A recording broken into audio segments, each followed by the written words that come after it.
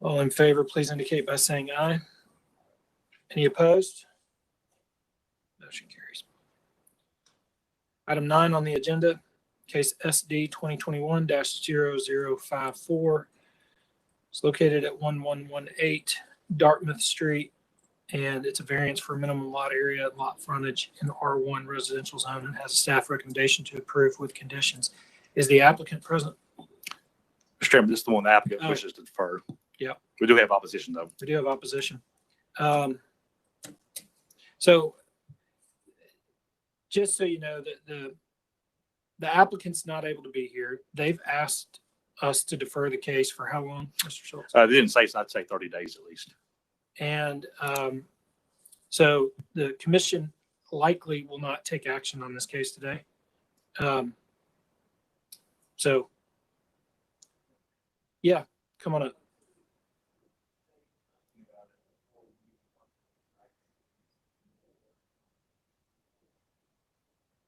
Okay, so why don't you come on up to the mic and we'll hear the staff report on this, and then you'll have the opportunity to speak.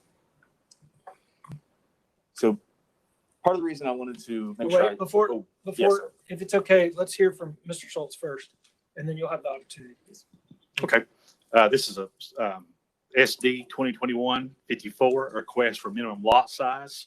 The R1 has a minimum lot size of 7,500 square foot. The request is to subdivide this property into 2 lots with frontage off Dartmouth and Tremont Street. The lot size request is 6,700 square foot and 6,100 square foot. As it's shown on the screen, just next door at 1116 Dartmouth Street, the Planning Commission approved a similar request in 2016 for same size lots. There is some issues on couldn't this be built because of the topography issues. That's something we as staff will look at. We look at the lot size, lot frontage, and whether they can get a building permit is another separate issue. But based on the precedent being set in September, staff recommended to approve this request. Thank you, Mr. Schultz. Mr. Chairman, the reason I wanted to make sure I did give this presentation is because at the end of this, I will come to a point of what I think should happen. Sure, that's fine. State your name and address for the record. My name is James Benjamin Connor. I'm at 1105 Hanover Street. Thank you. My property backs up to Tremont Street, which is where this property at 118 Dartmouth backs up to. I came before this board in September to present my concerns for opening this section of Tremont to building via variance allowed and the precedent that it sets in this specific area. At that time, the board approved the variance and disagreed with my sentiment of precedence. But less than 3 months later, here we are right back here doing this with another property wishing to further damage our community. I do have a few slides to show. So the first slide is looking down the road at that's Tremont Street. To your left is Dartmouth, and to your right is my property and going up towards Hanover Street. The next slide, slide 2, shows that there is a 1-foot drop in many sections off the side of the road here. In fact, if you look back in the police reports, in just the last 2 weeks, a car has had to be pulled from there because their tires slid off and they couldn't get back on the road. The third slide shows that there is 16 feet across to that area where there's a 1-foot drop off. The next slide shows the grown-up on my side, making it nearly impossible to extend the road that way. And to the left, if you look at that slide, and then a soon-to-come slide, you will see that it drops off substantially and there's not room to extend the road on that side. This is 213 inches where there's supposedly a bike lane. But again, we basically have 2 8-foot lanes, so there's not really a bike lane already. The next shows that is the actual going down towards the property in question at 118 Dartmouth. The next slide shows damage to a pole that's more than 2 feet off the road that is in the backyard of 118 Dartmouth, showing that cars are already hitting things on the side of the road there. The next thing is the entire pole, just for posterity. The next one shows the roof line of the houses that are below our feet already on Tremont Street at 118 Dartmouth. And then the last is my home looking up the hill towards Hanover Street is the last slide, slide 10. Again, not much room. You'll notice on this slide, though, that all the houses along Hanover built at the street and left the rest of the area towards Tremont because it is unbuildable, as we have proven in the new variances. So I would suggest a visit that shows, I would suggest a visit to the property, because if you were to visit, you would also find out that there's already 2 houses at 118 Dartmouth. If you look, there is 2 separate buildings and 2 separate mailboxes. There's 118 Dartmouth and 118.5 Dartmouth. So we're actually here discussing whether or not we want to allow a 3rd house to be built at 118 Dartmouth on an already small lot. Therefore, I ask that the board tables or denies this variant request until such time as the board is able to view this area in person and is able to task a survey crew to assess if it's even possible to put a 3rd house on this property. Therefore, since the person was, I know they had a family emergency, weren't able to be here, they didn't even give a timeline for how long they wanted to table this. I suggest that we table this until we've done the proper research to see if we're putting the safety of the community first. Thank you.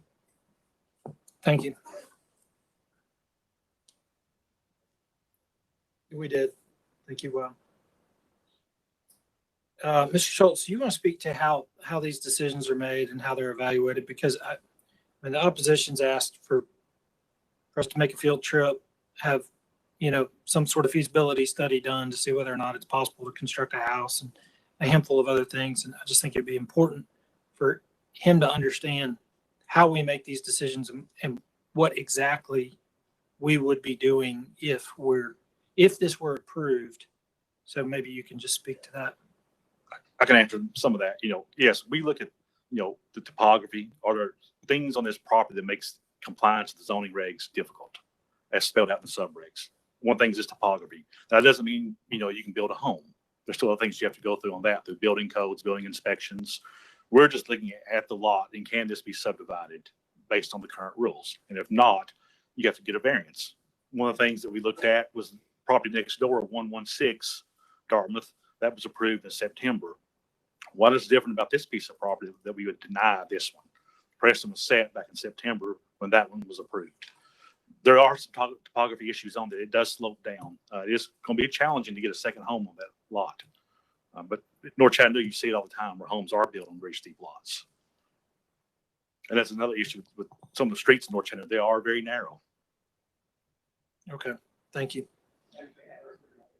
We have a motion to defer for 30 days, and it has been properly seconded. Any other discussion? No, not at this time, but it will be heard again next month.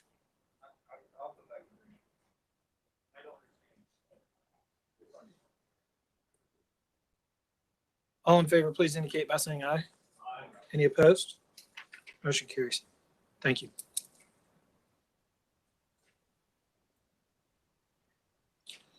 All right, we're under new business, and this is item 1 under new business. And this has been deferred, I think, twice, right? Maybe just once. But it's case 2021-0146.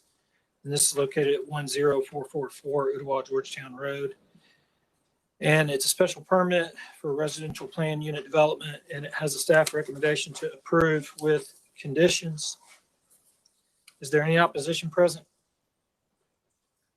Okay. Mr. Chairman, I think in front of you should have a color copy that's stapled as requested last month by the Planning Commission. I think one of the Planning Commission members had a difficult time seeing it on the screen and wanted 11 by 17. So what you see in front of you is 11 by 17 copy of the proposed PUD plan. Also last month, it was requested that the applicant provide a site plan based on the A1 lot sizes, which are 7,500 square foot and 75 feet of lot frontage. That's provided. That's on the second page. I think the difference boils down to 10 lots from the PUD to a straight A1 subdivision. I believe the second page shows 174 lots and the top page shows 184. Then you'll have also revised staff report. We made an error in one of the comments on the density, so I changed that to match the density. I think we had 1.9 or the density is 2. Okay. But you're correct, this has been deferred several months. And these conditions, Did these originate with you or the applicant? These originate with the applicant. Okay. And there are some staff recommendation does tweak a couple of those. All right. Mr. Price?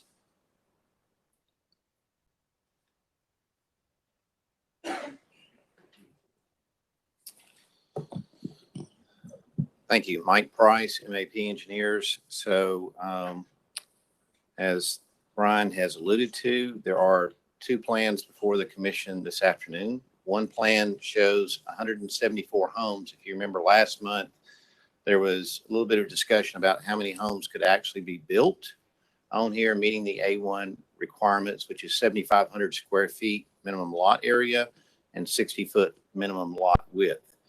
And I stated at that time, I thought we could build approximately 170, at least 170. Turns out that number was actually 174. So basically the request or the decision, as I see it, boils down to this today. There are two options to go with here. One is an A1 PUD with conditions that has 184 homes. The other is, if that is denied, then the applicant can go forward, build 174 homes with no conditions. I think, though, that the better option of the two is 184 homes with conditions. Now, again, I understand that this is introducing a subdivision in an area north of Mahan Gap, which previously has not had a subdivision proposed to be developed. It has created angst in the community, and we recognize that. We tried to ameliorate that with some of these conditions. But ultimately, at the end of the day, we have shown that meeting the regulations can be done with 174 homes. So the 10 homes becomes important because with those 10 homes, if they're constructed, allows financially the ability to pay for some of these improvements as it relates to what are being asked for by the community with landscaping, interior street trees, some setback considerations. Of course, building the accel decel lane, the left turn lane, some of those conditions would occur irrespective. So to sum it all down, I guess at the end of the day, I think that when you look at the impacts, 10 more houses really does not create any more of an impact to the community at 184 versus what 174 could. So I think the community would be better off with the conditions and 10 more houses to help pay for these ways that we're trying to landscape and do some screening, provide some fencing and some other items in here. So if there's any questions, I'll be happy to answer them, but that's basically it in a nutshell as I see it. Thank you, Mr. Price. We've got some opposition here. I'm going to give them an opportunity to speak, and then you'll have some time after they get done to address anything. Is there anybody else that wants to speak in opposition, or is it just this gentleman? You look like you're being coerced into speaking. Is somebody forcing you to speak in opposition? Mr. Chair, I've got about a 5-minute presentation. That'd be and fine. we have a couple more, so I'll try to run through it pretty quickly. Okay. Dean Morehouse, 8114 Mahan Gap Road. A number of the citizens had reached out to me and asked that I speak on their behalf. They felt like their concerns had not been heard during this project. And that's why I'm here today. Their main concern is please don't approve a PUD in their beautiful community. A PUD, as you know, has no minimum lot size. It does require a special permit. So they feel like it's special exception, that it's an exception. And as we'll see later on, a PUD allows aggregation of homes so that you can get actually over 7 houses per acre. This is typical with 5-foot side setbacks of what we're looking at in the heart of a rural community. Small lot sizes, high density in a rural neighborhood certainly puts a strain on emergency personnel, fire, police, ambulance, and the community as well. top center of the screen, you see Lewis Branch identified. This is the property top center. As you can see, it's as rural as you possibly could get. In fact, the average housing density within 2 miles is less than 0.25 homes per acre. Next slide. This is typical of what you see. Next slide. In our community, it's farming land, and it's rural. It's agriculture. It's the last of the green space in eastern North Hamilton County. You see stuff like this on the road. You see farm animals, deer. My brother ran over a bear 2 years ago up there, totaled a Dodge truck. So this is very rural. In your renewing your vision plan that the RPA and many citizens had input on, 56% of the correspondents agreed that rural agriculture property should be some way discouraged for development.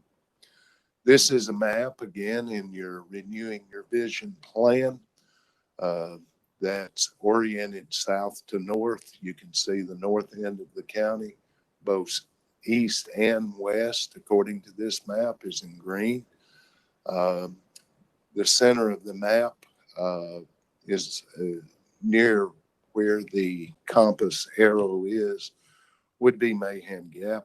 And you can see south of Mahan Gap, pretty much that's all development. There's about 800 acres been sold. Many of it has already been approved from Mahan Gap South for development. The Ottawa area, the county grew by roughly 30,000 people, and Ottawa grew by about 9,000, about a third of the entire county growth in 10-year period. Next slide, please. We would argue this is not within our comprehensive plan. In fact, your RPA on your first denial, and we don't understand, or the citizens don't understand what changed, because the plan before you today is not substantially different than the plan last month. But in your previous submittal, this was identified as level 1 and level 2, which level 1, high potential for protecting large natural areas through parks, greenways, farms, and conservation easements. There's steep slopes, there's wetlands. Those are being diagrammed as community lots, but they're actually steep slopes, wetlands, and power line easements. Next slide, please. Play a little game. Fiction is compatible with the area. No. If you do 6,000 square feet lots, that's 7.2 homes per acre compared to less than 0.25 homes per acre in this vicinity. Next slide. Fiction, we can do it anyway. We've been told, we've had 2 community meetings and a number of smaller community meetings without the applicant. And we've been told at the community meeting, we had 75 people there at our last meeting Thursday, that we're going to do it anyway. We can do it anyway. But we've done research, and where does it say? Where's the code? Because your A1 designation in Hamilton County says 2 houses per acre. Where is the point, the code, where you can aggregate that acreage? And I'm assuming when you lay the PUD on top of it, that allows aggregation. So the other question, or maybe not question, but philosophically, where are other A1 PUDs in Hamilton County? And going forward, this will set precedent, I believe, for the rest of Hamilton County. Next, please. Sewer system is safe. There's only 3 in the county. It's experimental. It's going to involve clear cutting this property. According to soil conservation, 75% of this property is in timber. So it's going to require steep slopes and a lot of clearing. I guess one of the most important decisions today is precedent. You know, we were down, I was down here in July, and so was Mr. Price, arguing against the 7 homes per, the R1 change. We felt, you know, 4 homes per acre was adequate. But anyway, this will set precedent. If this is indeed the only A1 PUD in Hamilton County going forward, where are safe neighborhoods? Middle Valley is not safe. Sale Creek, where's your green space? Where are those now? Signal Mountain. Mr. Morehouse, there's Sir. only 2 minutes remaining for the other folks that want to speak. That's all I have. Thank you. Please deny this. Thank you.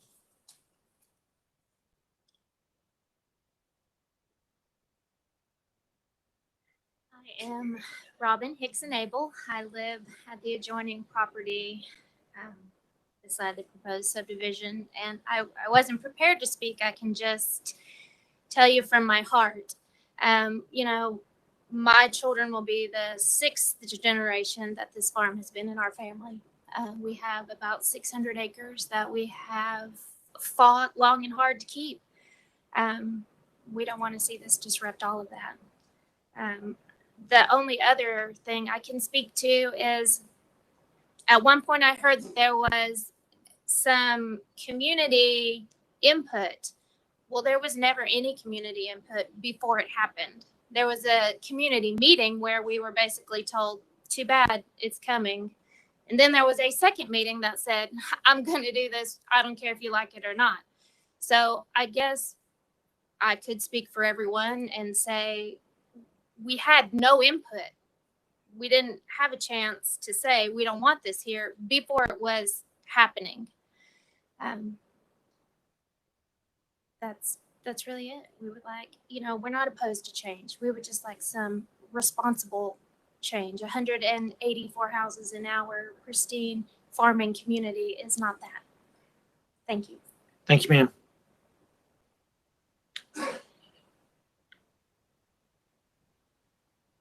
Are there any questions for staff before I do have one.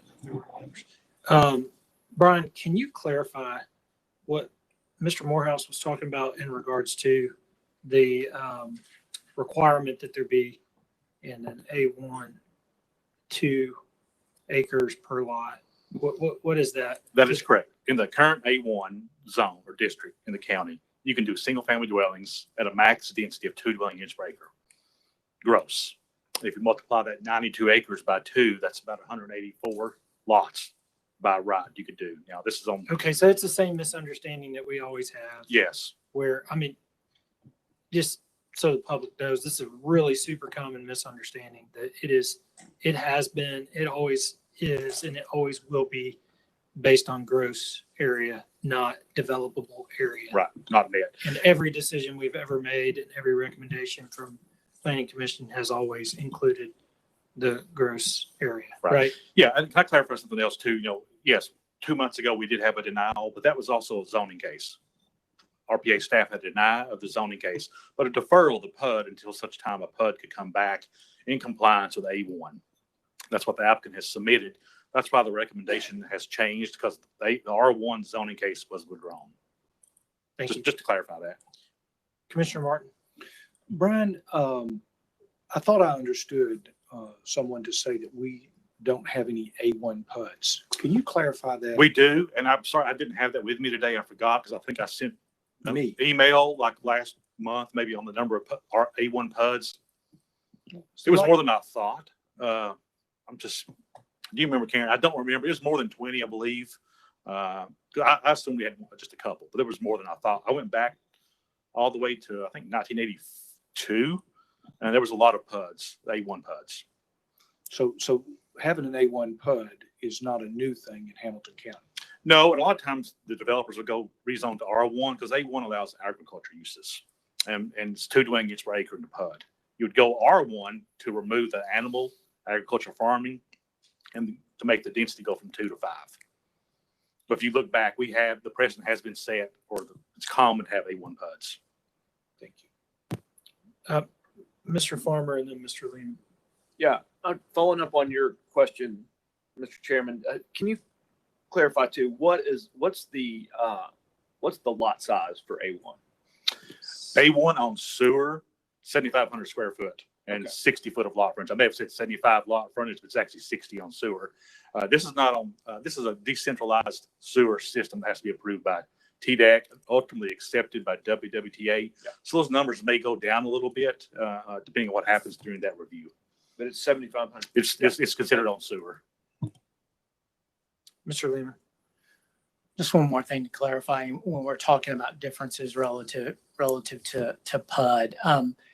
A1 has a 10-foot side yard setback, just straight up A1 zone. So the PUD would alter that, correct? Correct. If you went from an A1 zone with, I think, if the 7,500 works as Mr. Price has given us, you can do 175. The difference would be you have a 10-foot side yard setback, where with the PUD that would reduce that because it's a planned unit. Correct. A1 has a 10-foot side yard setback or 20 foot between the homes, where the PUD relaxes that.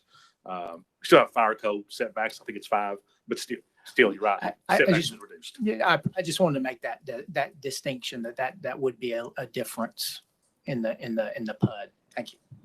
Mr. Chair, just referencing the A1 PUD email that was mentioned, and I just pulled it up, and Brian in his email to Commissioner Martin noted that there appeared to be 14 approved PUDs that were zoned A1 or a combination of A1 and some other zone like R1 or R2A.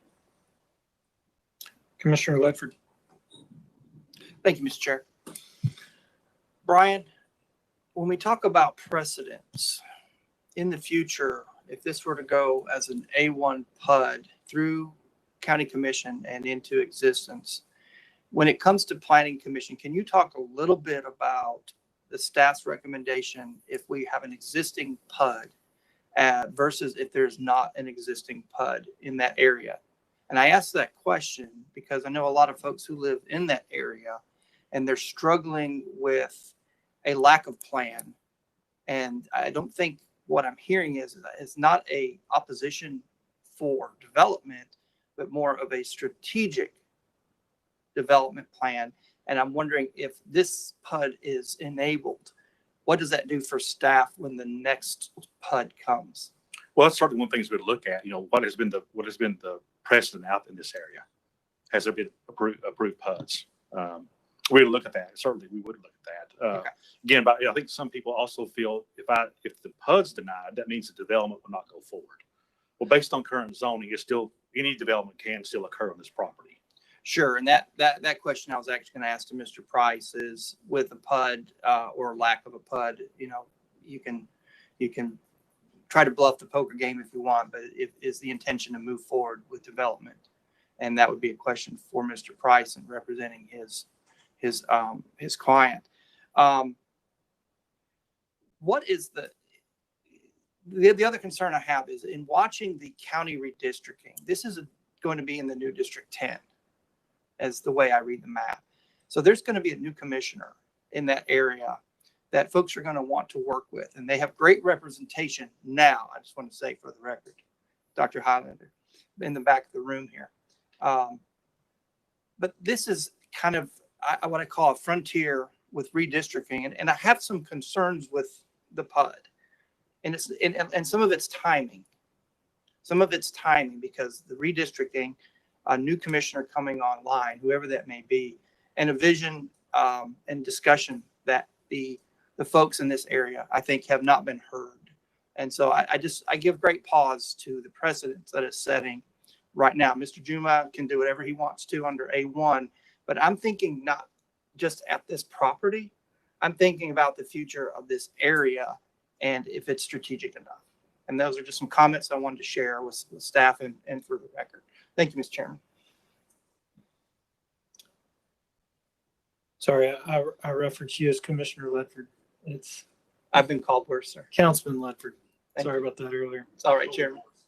Chris has called me worse, actually, so it's okay, Chairman. Good. Thank you. Councilman Martin thought it was an upgrade. Yeah, well, yeah, he would. Any other discussion before we hear from Mr. Price? All right, Mike. Thank you. Hey, So- Mike, I gave the opposition an extra minute, so you've got 3 minutes to respond. Thank you.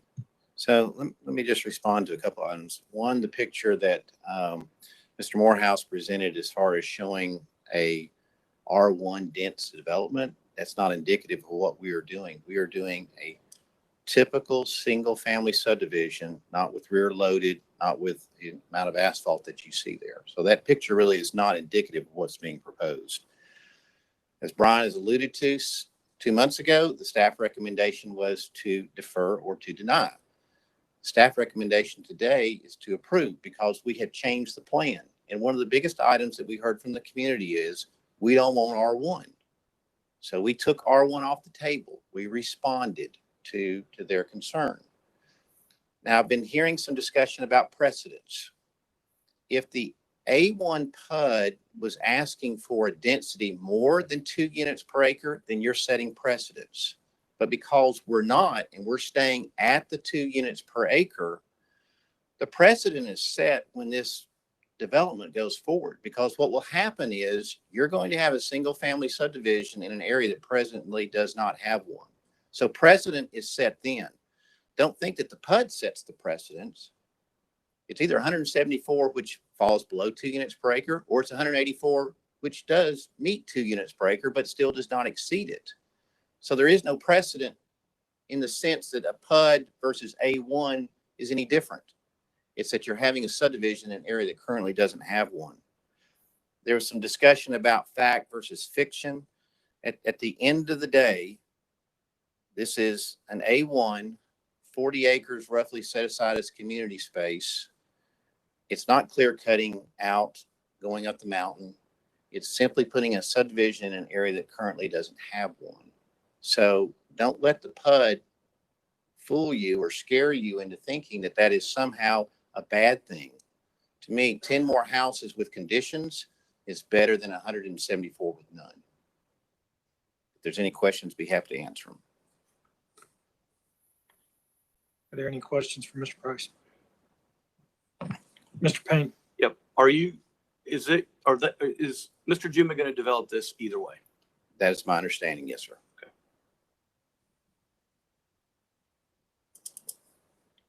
Any other questions? Appropriate time. I have one for Mr. Morehouse.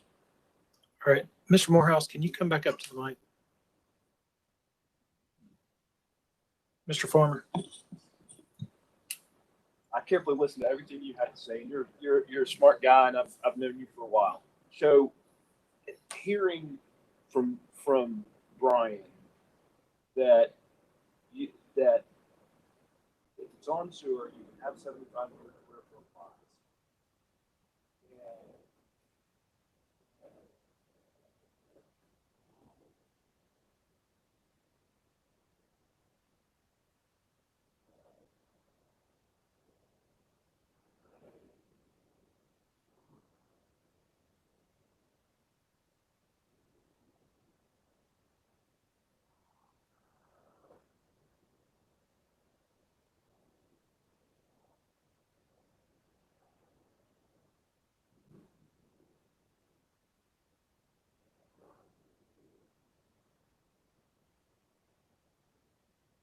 Yeah, thank you.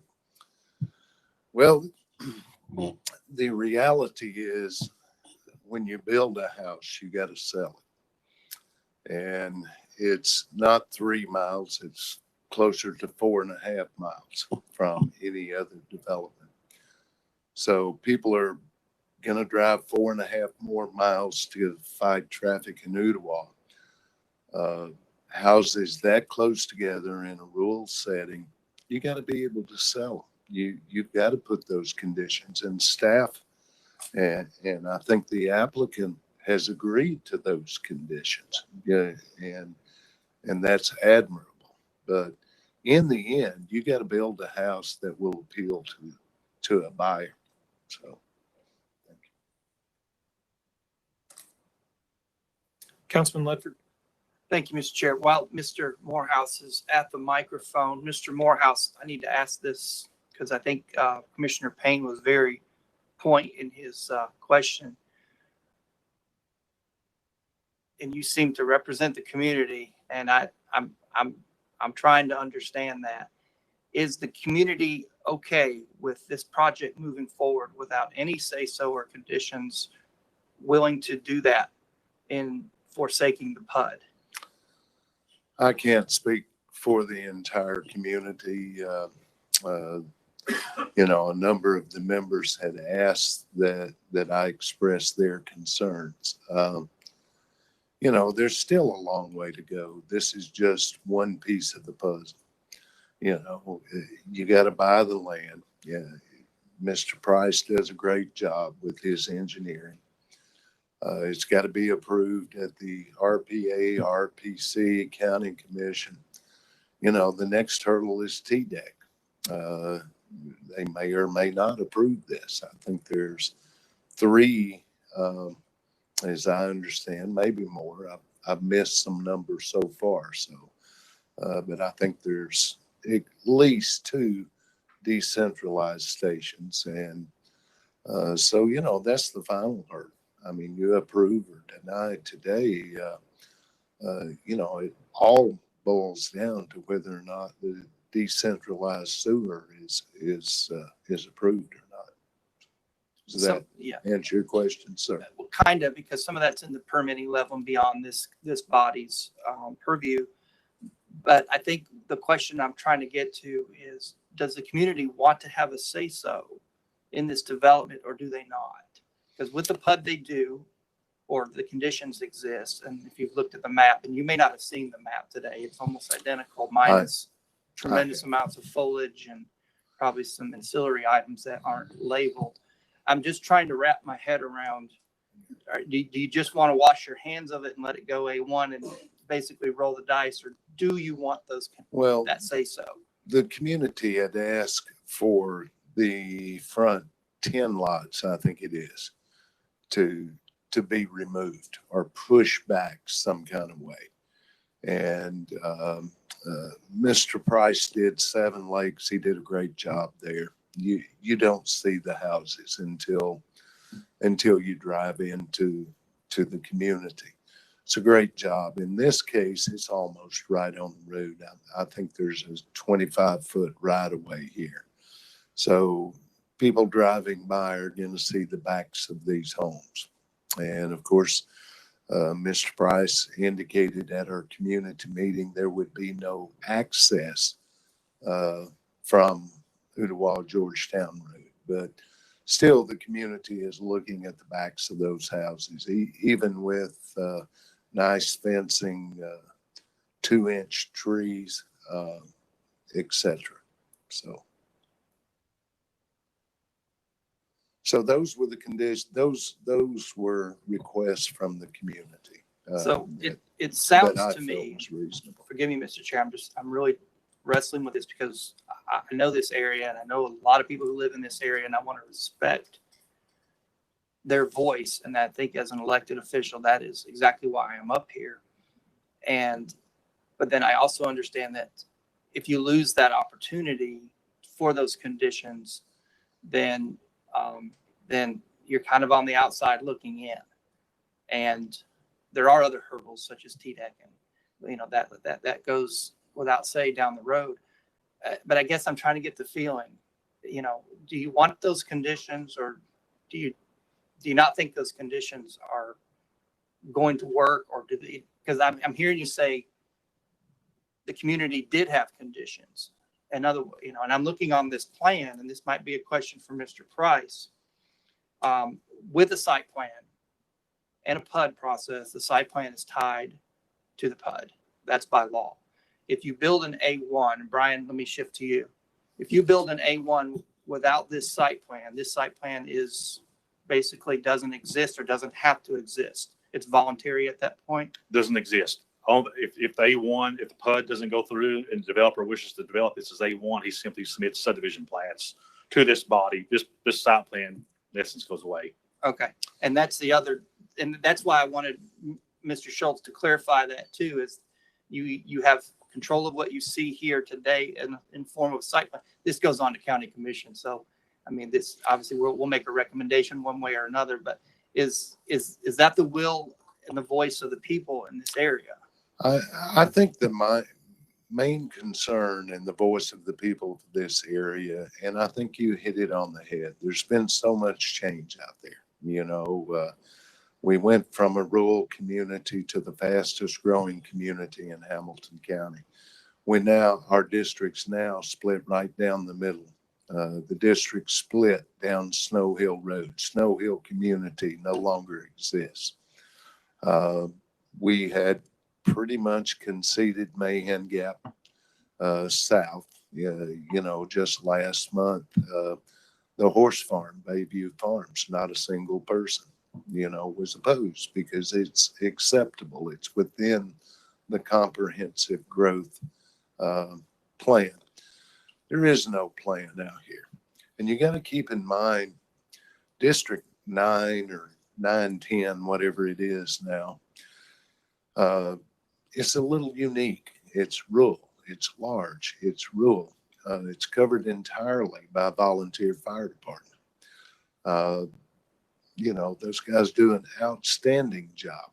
But when we start little pockets of PUD in a rural community, we have one ambulance serving the entire district. It's those types of emergency services. We're dealing with traffic issues. We get another 3,000 or 4,000 homes off of Snow Hill, and what's in the pipeline right now? How are you going to get 9,000 cars a day through one traffic light there in Ooltewah? And so, those are the general concerns within the community. It is a rural setting.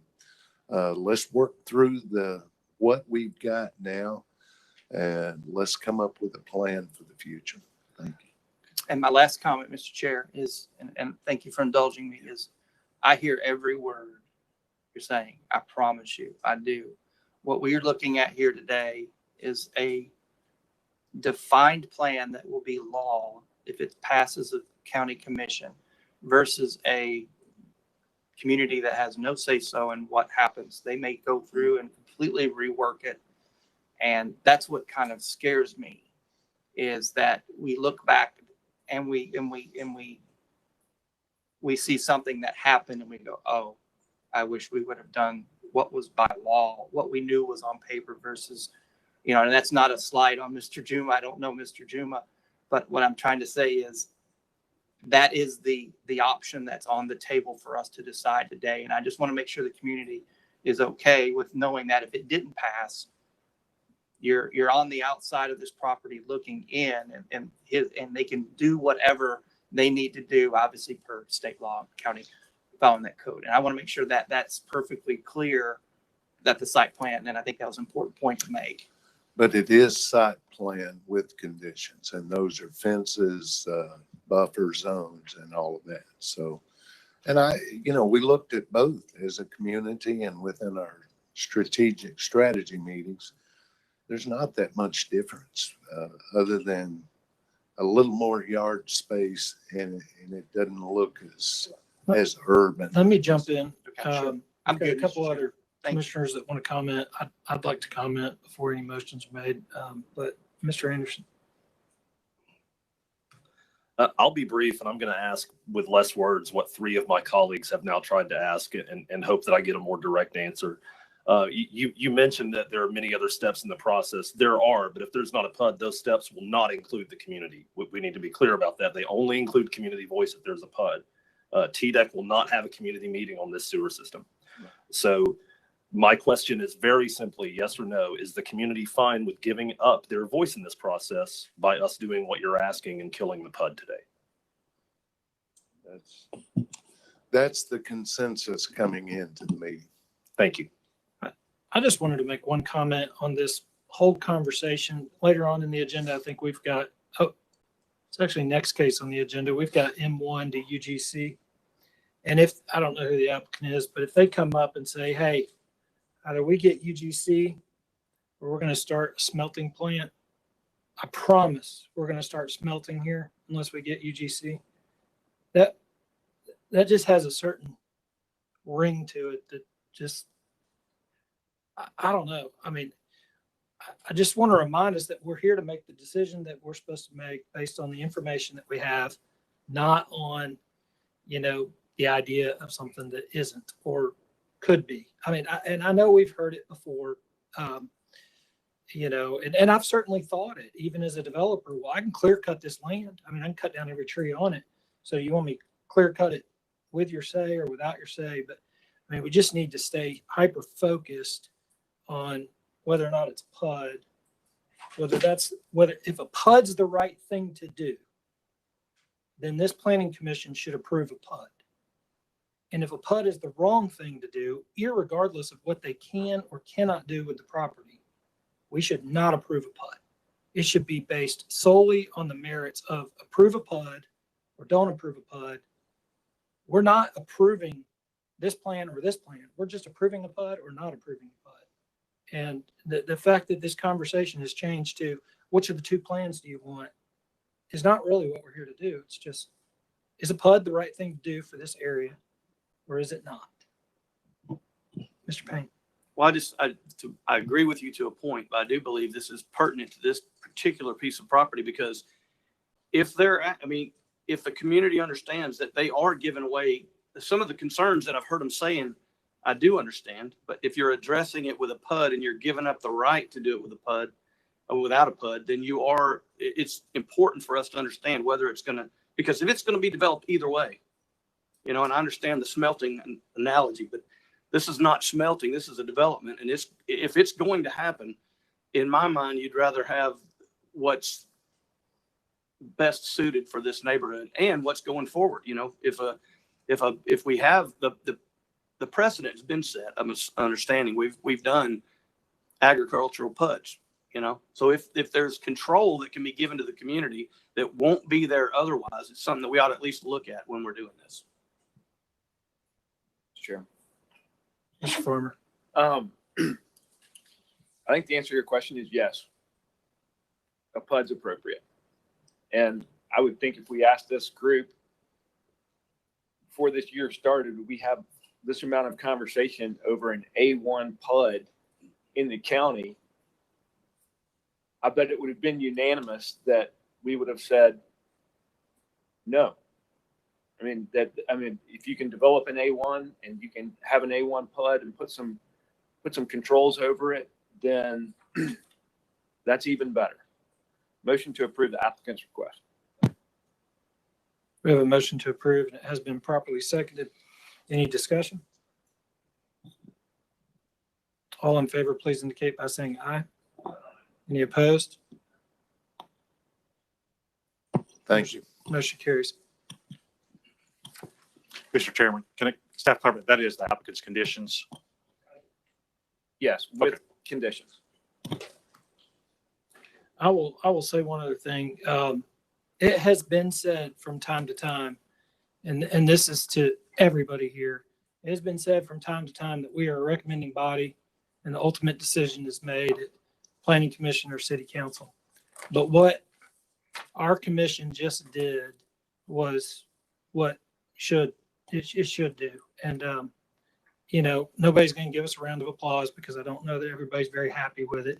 But, that recommendation has been thoroughly vetted at this point. It's been discussed. It's been pushed back to staff. There's been lengthy discussion with the applicant. We've heard from the community on multiple occasions now. That's the whole point in Planning Commission. It's not just, hey, it's this decision is going to be made at, City Council or County Commission. Let's just bump it along. And so I just really appreciate everybody's input and the fact that the process is working for the people and ultimately for our elected officials as well, because now when it does show up at Planning Commission, it's been heard, it's been vetted, it's been discussed. The questions have been asked, they've been answered. So just want to thank everybody for taking as much time as they did. While Jason is right that it is common for us to approve an A1 PUD, this process playing out properly, I think, is just, it's a good thing. So thank you, everybody. First item under, second item under old business is 2021-0173. It's item 2 on the agenda, and it's located at 503 West 26th Street. And it's an application to rezone from M1 smelting plant to, just kidding, UGC Urban General Commercial Zone. And it's staff recommendation to approve with conditions. Is there any opposition present? So we do have a motion to approve. It has been seconded. The applicant has some concerns with the conditions. So we'll hear from Mr. Schultz first in regards to these conditions, and then we'll give the applicant an opportunity to respond. Sure. I'll just briefly touch on the condition. This condition is access shall be permitted at the corner of West 26th Street and Chestnut Street due to limited sight distance and safety concerns impacting all transportation modes. This is the site plan that was submitted with the request. So basically, the condition is limiting access to one point. So I guess that's what the applicant has a concern with, is that one condition on access. Go ahead. Joseph Ingram, Ingram Garden Associates. My smelter is not going to be able to work if I. The problem is the traffic condition is something that's in the code. We don't need this as a condition on the zoning. This is the code thing, and if I need emergency access or something like that, or we're trying to buy another parcel. If I buy another parcel, then I'm coming back here to do lift conditions. I'm not a fan of that. So we're just asking if UGC's appropriate. We've met with the neighbors. We don't have any opposition. UGC's appropriate. We'll deal with traffic when we push through a plan, but right now we don't need a condition on the rezoning that is something that's in the transportation code.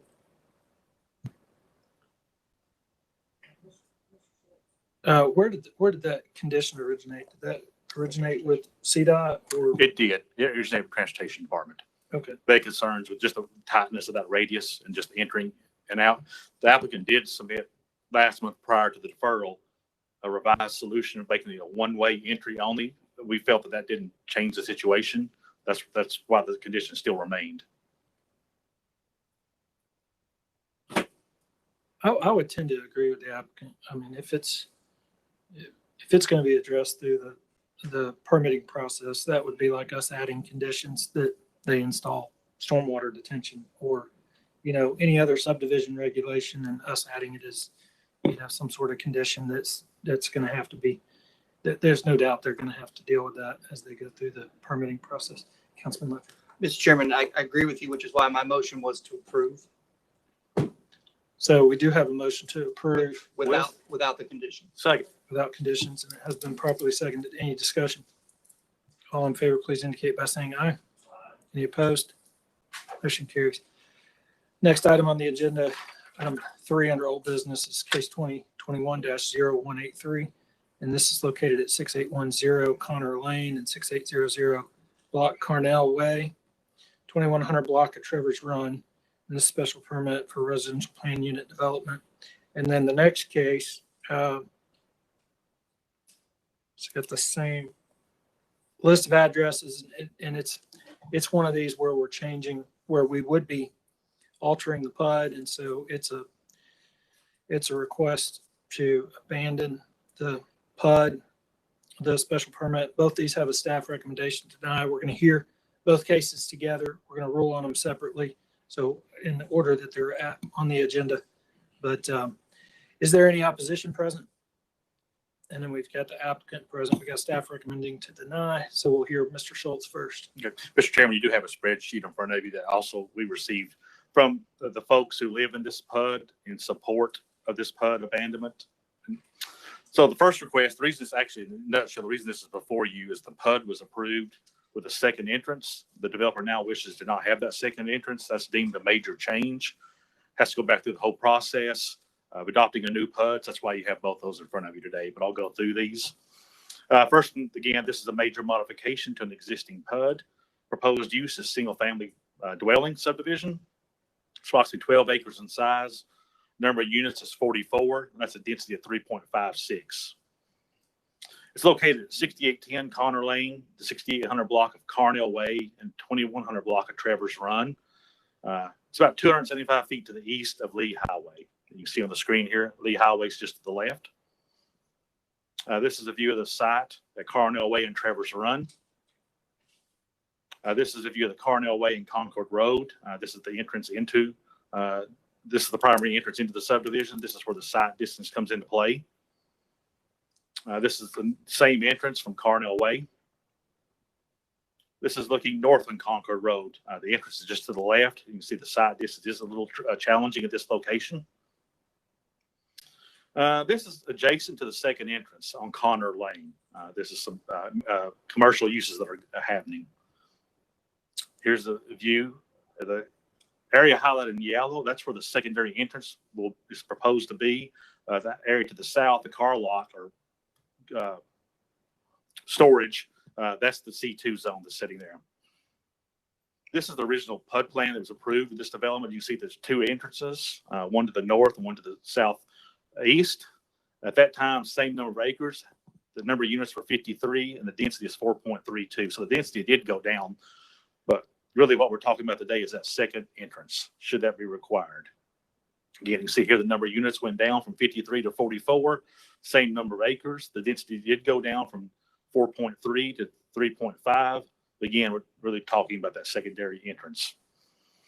The second street connection to Connor Lane is a public safety enhancement as proposed in the initial Carnell PUD concept and should not be removed with the new PUD. These are all transportation comments. With no access to Connor Lane, he puts all residents for both phases and city service vehicles exiting where site distance conditions are poorest from a public safety perspective, inviting a risk to drivers when there is no functional hardship. The city can assist the developer with alternate designs to screen against adjacent land uses without affecting public safety or the resiliency of the street system. Staff does also have concerns eliminating the second entrance. Approving the request would have negative impacts on the public health, safety, and general welfare of the public. So staff recommends to deny the PUD request, which means keep the old PUD in place with the second entrance. So staff would also recommend denying the abandonment of the PUD. Thank you, Mr. Schultz. Any questions for staff before Mr. Payne? Yeah, this what your last, the staff sees a danger to the general public and welfare. Is that what? It's the site distance created by turning into that development that it could be an impact to the health and public safety. The same way they're turning in now? Yeah, I think that was approved subject to the second entrance coming in as well. Councilman Ledford. Thank you, Mr. Chairman. Brian, this question, I'm not sure how to ask it, so I'll just. If language is to be added on the record to address the sightline, as I've read through the complaints of opposition and been in conversation with Dr. Burrs on this as well, if language is introduced and on the record, does that change staff's recommendation or does that address the sightline? And I can get into the quote weeds on this or kudzu, but I've looked into this one pretty heavily, and I think that was a major concern from the opposition letters that I've read.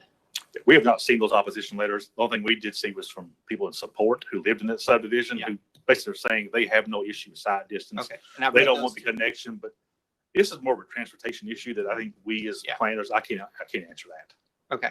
Mr. Chair. I don't think they're here in back for transportation. When the time is right, I'd like to make a motion, Mr. Chair. Is the motion in favor? The motion is in favor to approve this Mhm. PUD, but I don't know if we have opposition. Do we have Is opposition? it not opposition? So my motion is to approve. We have a motion to approve and it has been properly seconded. Before we vote, Mr. Chairman, if I could get on the record, Mr. Ingram, will you address what I just talked about? Because that was a concerning point for Dr. Burrs, and I do represent her on this council. Thank you for the time, Joseph Ingram, Ingram, Gore and Associates. We did meet with the neighbors out there and the owner is with me and he's already killed the kudzu. And Dennis and I, my partner and I, have gone out and verified the site distance. And so we just had it over. It's on the county right away. So we went out and we killed the kudzu. We have the site distance necessary. And there's a speed bump right around the corner too. So it actually limits people from flying around that corner. So they probably drive the posted speed. So we have the distance. So we agreed that in our HOA for next phase, we will include the maintenance of the right of way. Thank you. Thank you, Chairman. We do have a motion to approve, and it has been properly seconded. Any further discussion? All in favor, please indicate by saying aye. Aye. Any opposed? Motion carries. Mr. Chairman, and that was with no conditions, right? That was just a plain approved. Yeah, that was item 2021-0183. Correct. And item 2021-0182. What's the will of the commission? Move to approve. We have a Second. motion to approve, and it has been properly seconded. Any discussion? All in favor, please indicate by saying aye. Any opposed? Motion carries. Good luck with CDOT. That's my next smelter.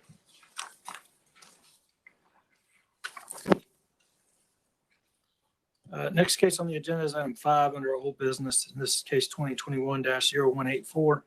And this is located at 4541 Peckinpah Drive. And it's an application to rezone from R1 residential zone to RTZ residential townhouse zero lot line zone with conditions and R1 zone with conditions. This case has a staff recommendation to approve with revised conditions. Is there any opposition present? Is the applicant present?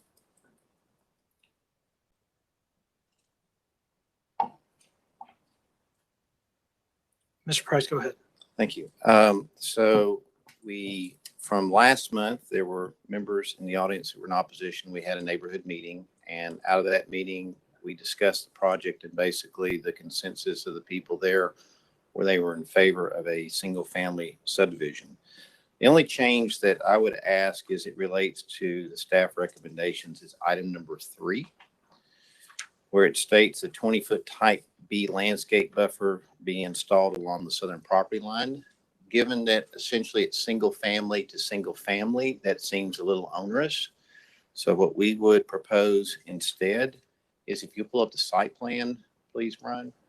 So you will see Peckinpah, which is the road at the top, and you'll see a purple line that basically designates everything, if you will, on the plan south of that line is proposed to be RTZ. Everything north of that line, which includes some wetlands and a stream and a pump station and that tanned area, which is for one single family home.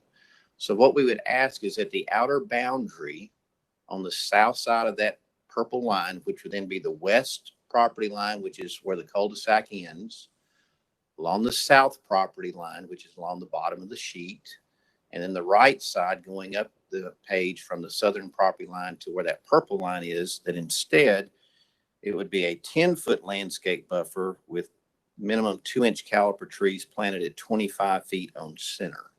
We think that that's far more appropriate given that it's single family to single family versus a 20-foot landscape buffer.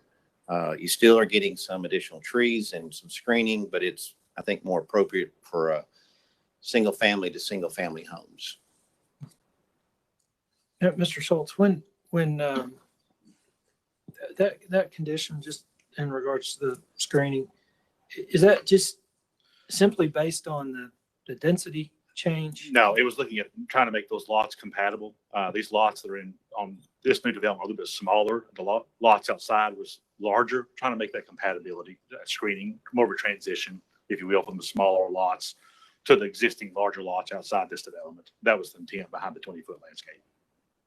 Just personally, I just struggle with screening between like uses, even if it's not exactly the same density or same lot size. I mean, in some of our finest older neighborhoods, we had different densities throughout the neighborhood with, different uses or at least lot sizes where you might have duplexes and single family homes and quadplexes all in the same neighborhood. And there was no screening between them, or was one treated differently than the others? People living in houses as people living in houses. So wouldn't necessarily be opposed to the condition going away altogether, but certainly not 10 feet.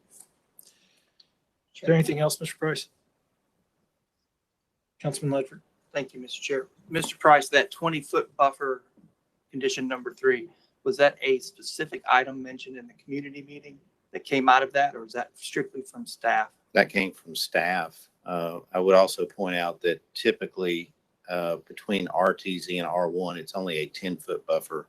So this is double what we normally run into. That's why we would ask for this change given in single family to single family.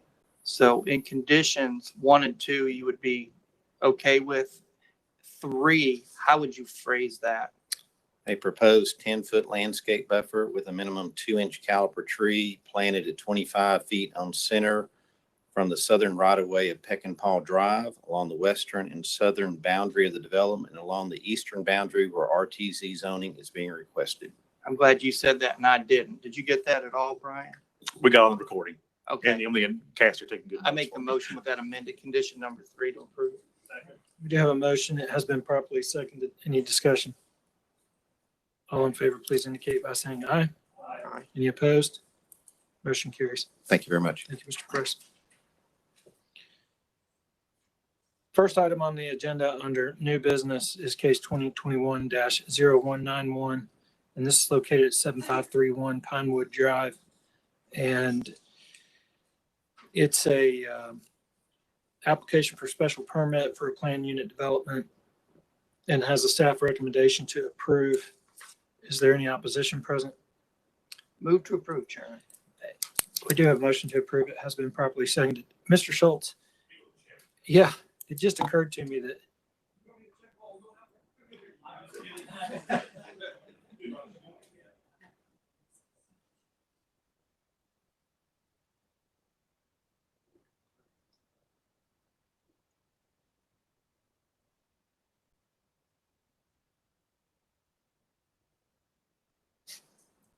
so is there any opposition to case 2021-0191? And so what's the will of the commission? We have a motion to approve, and it has been properly seconded. Any discussion? All in favor, please indicate by saying aye. Aye. Any opposed? Motion carries. Chairman, just for the note, that is in District 4, which I represent, and been working with the developer who's reached out to the community and followed all the protocols, and a great example of how we work together on cases. Fantastic.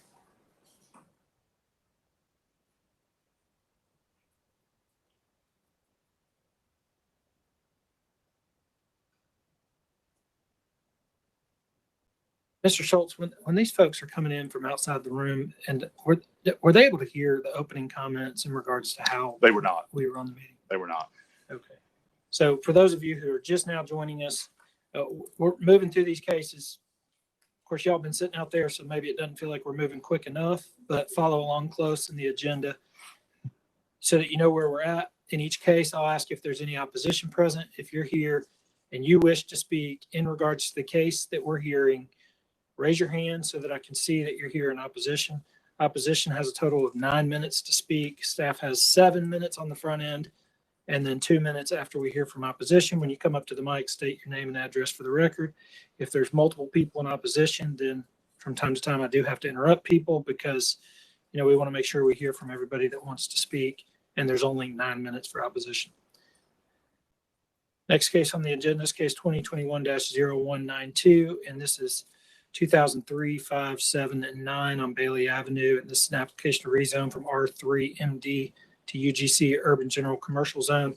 It has a staff recommendation to approve with conditions. Is there any opposition present? You're here in opposition? And you are as well? Okay. And is the applicant present? Okay. We'll hear from Mr. Schultz first. Sure. This is case 2021-192. Request to rezone from R3MD, moderate density residential, to UGC, urban general commercial zone. Proposed use is single family residential. The number of acres for this piece of property is 0.62 acres in size. Applicant's proposing 30 units. That equals a density of 48.3. sorry, townhomes. I have single family, it's townhomes, sorry. There's been no recent zoning history for this site. However, adjacent to the site, there has been zoning, some zoning history. In 2011, west of the site on Bailey Avenue, this was rezoned from R1 and R3MD to R4 for the expansion of the Tennessee Temple University PUD. In 2007, to the northeast of the site, this 2012 and 2016 Chamberlain Avenue was rezoned from R1 and C2 to UGC for multifamily residential. In 2017, property located northeast of the site was rezoned from R3 to UGC and RTZ. So you can see there's been a history of UGCs in this general area.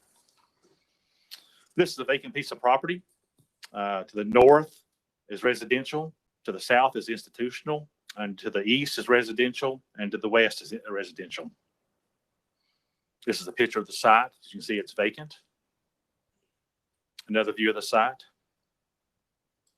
This is a view looking south of the site. There's a church, Redemption of the Nations Church. This is a view south of the site on Bailey Avenue. This is a view east of the site, which is an office. This is the view north of the site, which is single family attached dwellings. Then another view north of the site, which is townhomes. This property is located in the historic River to Ridge Area 3 plan, which is adopted in 2020. The place type recommendation is mixed residential place type.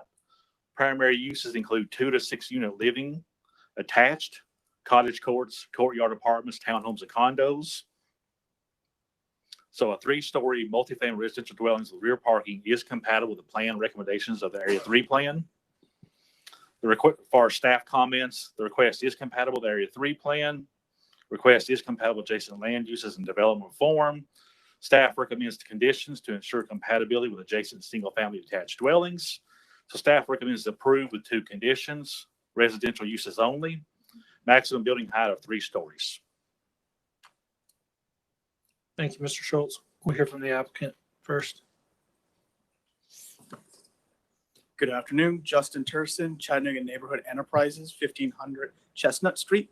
C&E is a Chattanooga nonprofit. One of our services is building and renting affordable housing.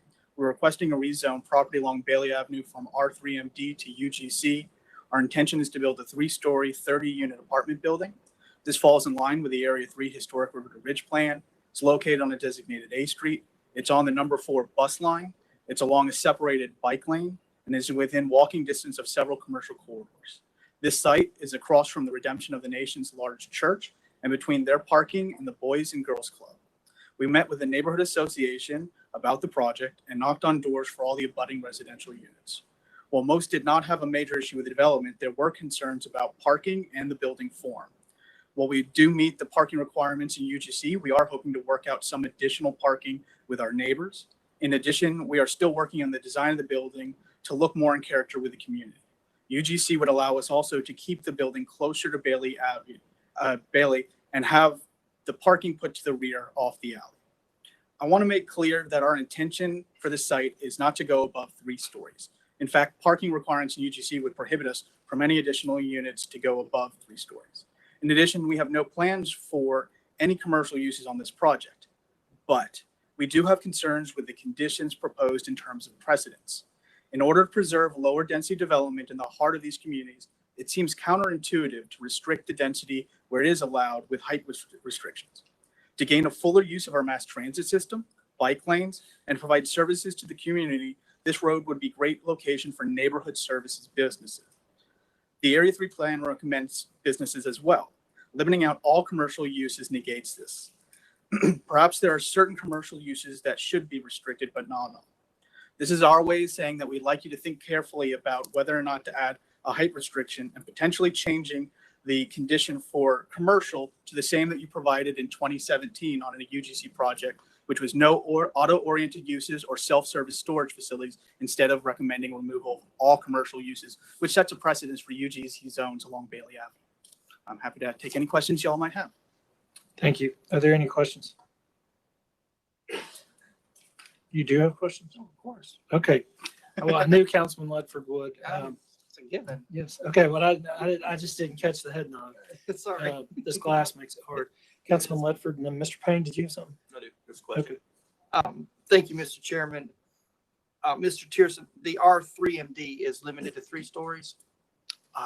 You'd have to ask I'll- Brian. I'll- I don't I'll- believe it is. I'll shift but- that question over to Brian. No, it's not. It's not No, though in the R3MD, it's 2.5 stories or 35 feet. Then you 35 feet. Then you can 2.5 step back. stories. Yeah. Okay, and the 3 stories in UGC, what's the difference there? I mean, roughly, 5 feet, 10 feet? Rough, anybody in the had- construction business, help me out? 18-foot floor stories, so I don't know. Yeah, I would estimate 6 to 8 feet. Yeah. Okay, and you're objecting to the condition of limited to 3 stories? Yes, that is Okay. one of the conditions that we are requesting you think about. I We think can it's still both do the conditions. project with the condition that's provided, but we are Understand. concerned about precedents in the future. Understand, thank you, that was my question. Thank you, Chairman. Just, for- I think it's both conditions that the applicant has correct. Residential Payne. too. Yeah. That was my question. I appreciate your concern for the precedent, but as far as impacting your project, the conditions are irrelevant. Correct. Thank you. Oh, Mr. Maybe. Thank you. The applicant had referenced a case that we had before where we had the limitations on commercial worded different. Can the staff comment on that and let us know, I guess, if there was differences in that case or how that applies? It's a one on the right-hand side. It's just to the east of this site in 2017. That was adopted that was approved prior to the adoption area 3 plan, which did provide some guidance on that. But typically, if you look at some of our UGCs, we have restricted out some of those more heavier auto-oriented uses like car wash, adult-oriented establishment, those type of things. But now we have an area plan that we can rely on for guidance. Thank you. Thank you. We'll hear from the opposition. If you're here and you want to speak and you're in opposition, come on up to the mic. And then not just the person that's going to speak. Did you want to speak as well? Okay, come on up to the mic and anybody else that wants to talk, just line up on the left side of the room here. Thank you. Ma'am, go ahead. Hi, good afternoon. My name is Tracy Anderson, and we have a home there, and my family has been there for over 50 years. And actually, no, my dad is there all day long. No one has actually knocked on his door to even ask about the approval in the first place. He's been there all day. Second of all, we're not opposed of any residential building behind us, but a 3-story building on that particular block it's not feasible for the residents that's currently there. We already have an apartment complex that's out my dad's door, 50 yards away from his front door. If he look out the back door, there's going to be a 3-story apartment complex that's going to be less than 100 yards from his back door. They've already torn up the fence trying to do just construction of tearing the building down. My mom worked. At first, Highland Park was a very, very desirable neighborhood. Then it turned into a very undesirable neighborhood. My mom, she's no longer here. She had countless number of hours with the neighborhood association, blood, sweat, tears with the police officers, the county commissioners, the city commissioners, trying to get the area cleaned back up. So we finally got it cleaned back up because that was a nuisance property behind her. It was totally a nuisance property.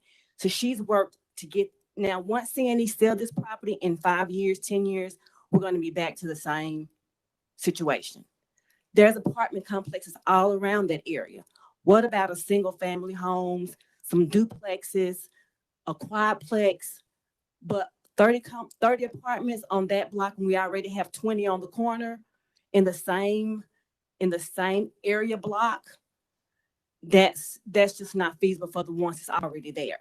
I just don't think that's fair to the ones that's already there. We never were asked. They say they asked, they didn't. So I just don't think that's feasible for that block. It's a walkable block. It's a neighborhood block. There's families, there's children, there's dogs. There's just not, parking is already, just from the complex on the corner, the parking is already horrendous.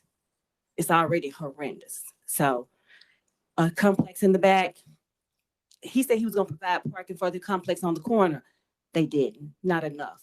So, okay, that's it. Thank you, ma'am. Good afternoon. My name is Avery Duncan. I'm a resident at 2006 Chamberlain Avenue. Ms. Anderson basically covered a lot of the issues that I had as well. As far as us being notified, no, we were not notified. I come home one day and I received a letter on my door. That's the first notification I received of this. I have asked questions about this for the past year and a half, 2 years about this. When they first started doing a demolition on previous property, I could not get any answers. To us, it feels like they're sneaking some project in without consulting with us. I understand C&E is much bigger than I am. It's bigger than Mr. Lattimore and bigger than Mrs. Anderson. They're going to do what they want to do. But with the combined nearly 70 years on that block, I think our opinion should have been asked. The problem that my garage is in the back. If you can see on the picture, I have the house with the garage right there. I'm a primary user of that alley. While they were remediating the soil, they were parking dump trucks in the alley. I want to know who can I go to if this problem persists? Do I have to be late for work every day because there's a dump truck blocking both sides of my garage? Another question that we had that we would love to have had asked before, why not do like they did in the 2100 block of Macaulay or the 2100 block of Union? 2-story quadplexes. Doesn't block our view. All I want to do is be able to sit on my back porch and watch the traffic go along the freeway. Watch the people play soccer. My piece of, just a little piece of quiet. But to have a 3-story apartment building behind me, it's not fair. It's not the right thing that we want. We're not against progress. It's a vacant lot. We've seen a lot worse there. What they want to put there, yes, I'm glad they are developing it. But at what cost to the residents that's been there? Mr. Lattimore, 50 years. I've been there 15 years. My next door neighbors, they've been there about 6 years. So approximately 70 years of time. So we just ask that to delay the project, if so, and let us work with us to put something that's going to be feasible to everyone, not adversarial to everyone. So thank you for your time. Thank you. Do you want to come back up? Yes. So first I want to say to everybody who spoke today, I'm happy to spend some time afterwards talking to each of you individually and making sure you have my personal contact. That way, if there are issues, you can talk to us about it. I will say that when we did our door knocking, anybody that wasn't there, that didn't answer the door, we did leave a letter for them notifying you. That is how you became aware of the process. This is on a major road in the area, which is why the price of the land is expensive, which is why in order to get affordable housing the way that we build it, we had to have a certain number of units in it in order to make it work out for us. And that is why we can't do smaller on that lot. Thank you. Any questions for the applicant? Councilman Ledford? Thank you, Mr. Chairman. Mr. Tierson, did you have a meeting with Councilwoman Coonrod on this? Yes. And she toured the area? We did not tour the area with her. She is familiar with the site. We did follow up with her after every meeting we had, either with the individuals in the area or with the neighborhood association. So she's been apprised of it every step of the way. Okay. Let me, if I may, shift that conversation to those who are in opposition. I would highly recommend you contact Councilwoman Coonrod, as she is your representative, and she will be making the motion on this at City Council. But I do think that there's some conversation that still needs to be worked out. I just want to make a note of that involving the council representative. Thank you, Chairman. Any other question, comment?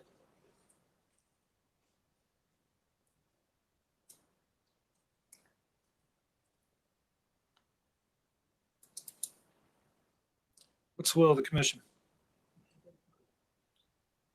We have a motion to approve, and it has been properly seconded. Any discussion? All in favor, please indicate by saying aye. Any opposed? Motion carries. Mr. Chairman, was that approved with staff conditions? It was not. Okay. Or was it? Did you intend with conditions? Okay. The motion was made with conditions. Was it seconded with conditions? Okay. Was it voted in favor of with conditions?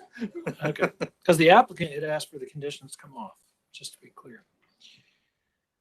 Does that answer your question, Mr. Schultz? It does. Thank you. Next case on the agenda is 2021-0193, and this is located at 261 Anderson Street. And it's an application to rezone from R1 residential zone to R2 residential zone and has a staff recommendation to approve. Is there any opposition present?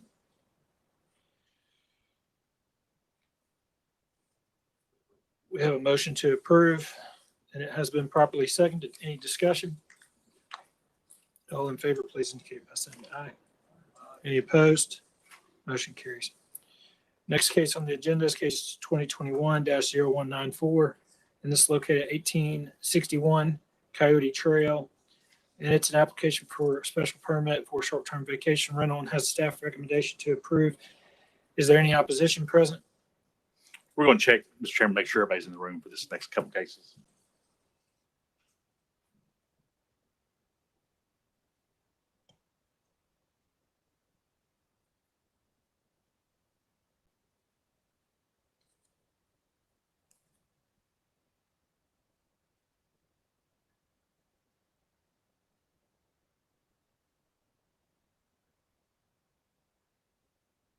No opposition. We have a motion to approve. It has been properly seconded. Any discussion? All in favor, please indicate by saying aye. Any opposed? Motion carries. Okay.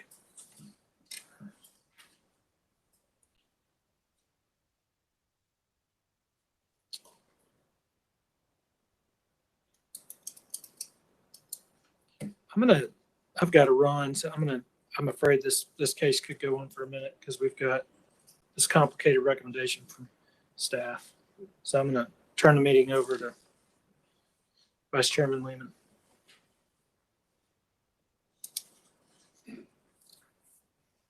I'm gonna move so I can see the timer and Karen can help me. So 1 second.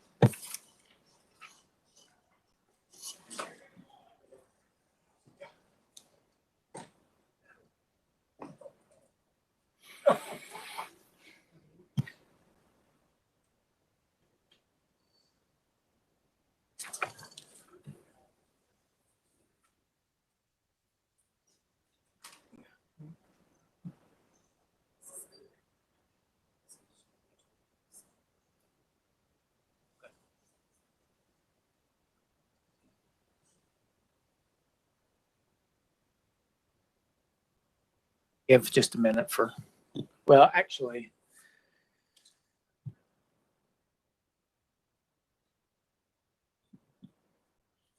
Mr. Chairman, I think everybody in the room, it should be for phase number 5 and 6. I think the rest are coming in for maybe 10 and 11. if you'll give me some indulgence, can I back up? Everybody's in the room, correct? Let me take care of our subdivision. The chairman had pushed a subdivision.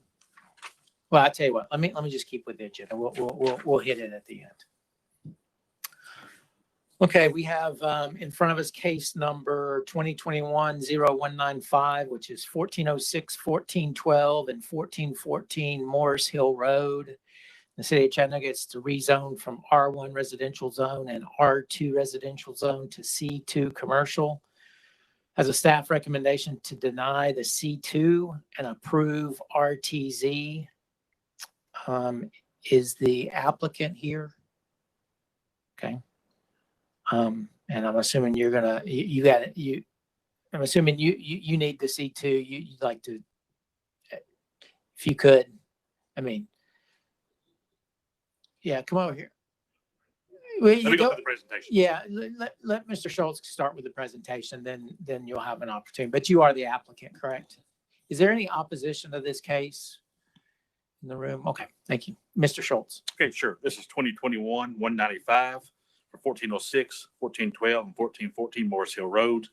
Request to rezone from R1 and R2 to C2. It's about 1.2 acres in size for a mixed-use project.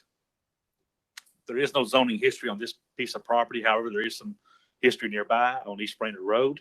In 2000, the property east of the site, which is 8805, 8811, and 8821 East Brainerd Road, was rezoned from A1 and R2A to C2.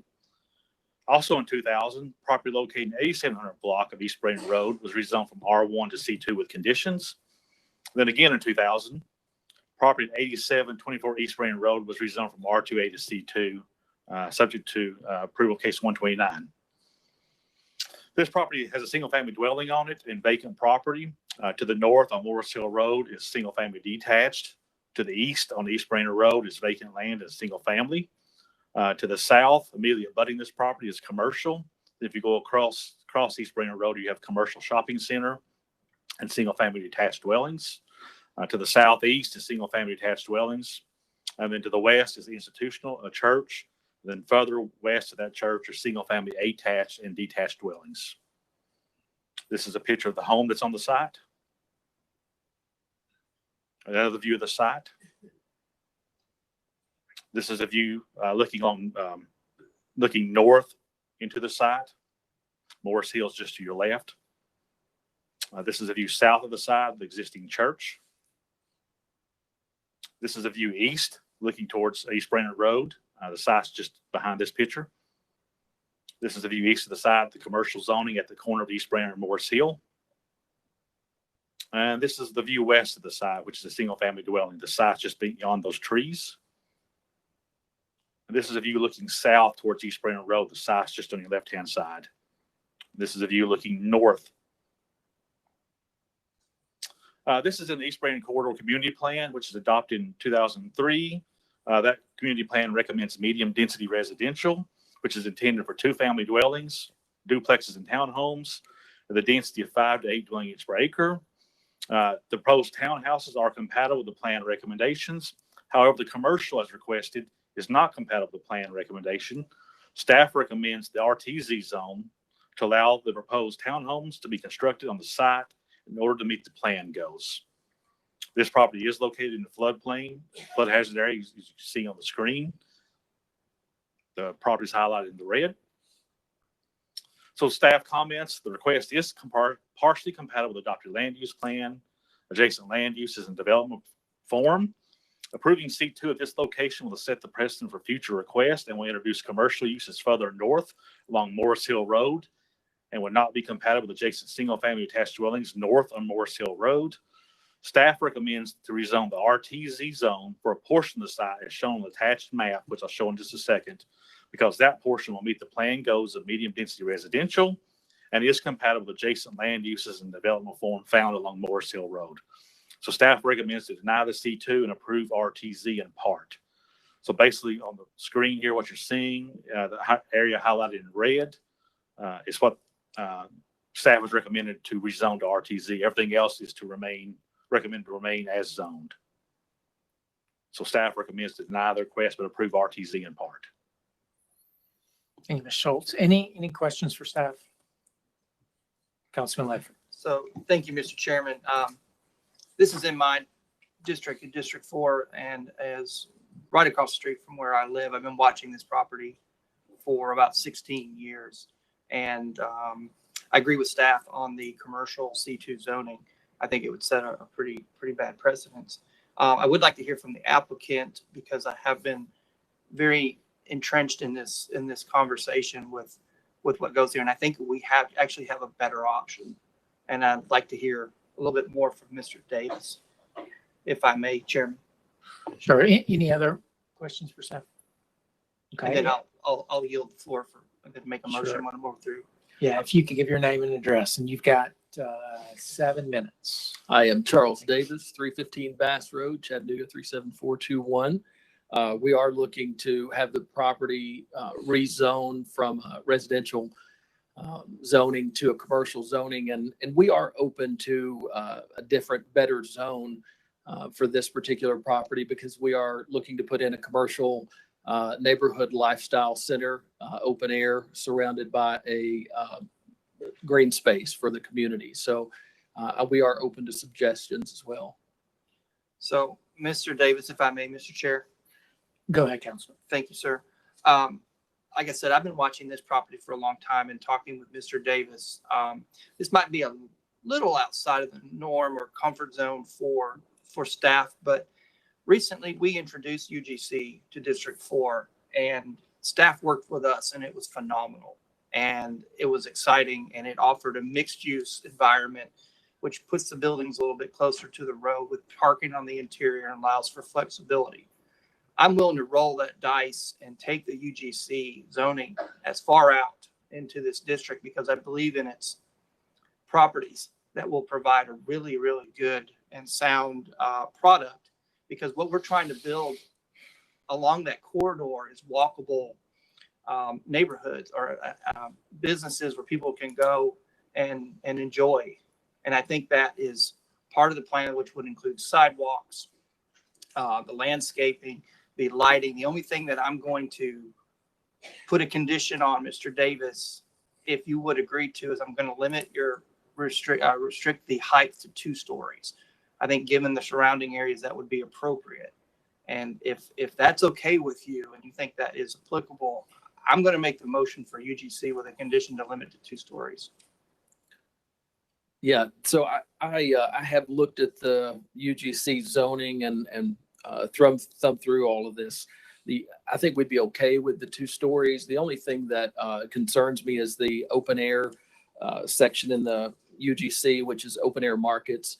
And we would like the ability to do that. And it looks like, from what I understand here, and I'm not an expert on this, but it looks like I would have to come to the staff or come to the submit for a special permit to do an open air event. Is that true? I'm gonna let Karen answer that directly, so I can feel her nodding next to me. I'll defer to Brian, but open air markets are often a special permit in commercial zones. It's a special permit from Board of Zoning Appeals. But that's not uncommon in commercial zones. Yeah. No. Okay. So I think, we'd be very open. Mr. Davis, if you're okay with that, I'm willing to roll the dice because I really like, at some point, we're going to need a suburban version of UGC, its properties. Yeah. It's just better than C2. And C2 just scares me. And we have C2 around there. I'm hoping some folks might even think about changing their zoning, because I know some property is for sale. And if I can encourage them to travel down that road, then I think that would be part of my responsibility in looking out for that area zoning wise. So that is my motion on the floor with the condition limited to 2 stories. Mr. Chairman, staff clarify something real quick. Yeah. With the motion, is that C2? Oh, sorry, UGC for the entire site? No, it's for the smelting plant for the whole thing. Well, we have RTZ, so I don't know if you want. Well, that's okay. Yeah, let's if you stop could there. just. Let's yeah. clarify that. Mr. Davis, if we stuck with that RTZ in the back, does that help you and we keep the UGC up front where the C2 was? We'd be okay with the height restrictions as long as we could still do our townhomes on that backside in the Okay. UGC. Then let's hybrid that into that request. Brian, thank you for bringing that up. So it's UGC in the front, UGC in the front. with RTZ in the 2 back. Yeah, with the 2 restriction and the RTZ in the back.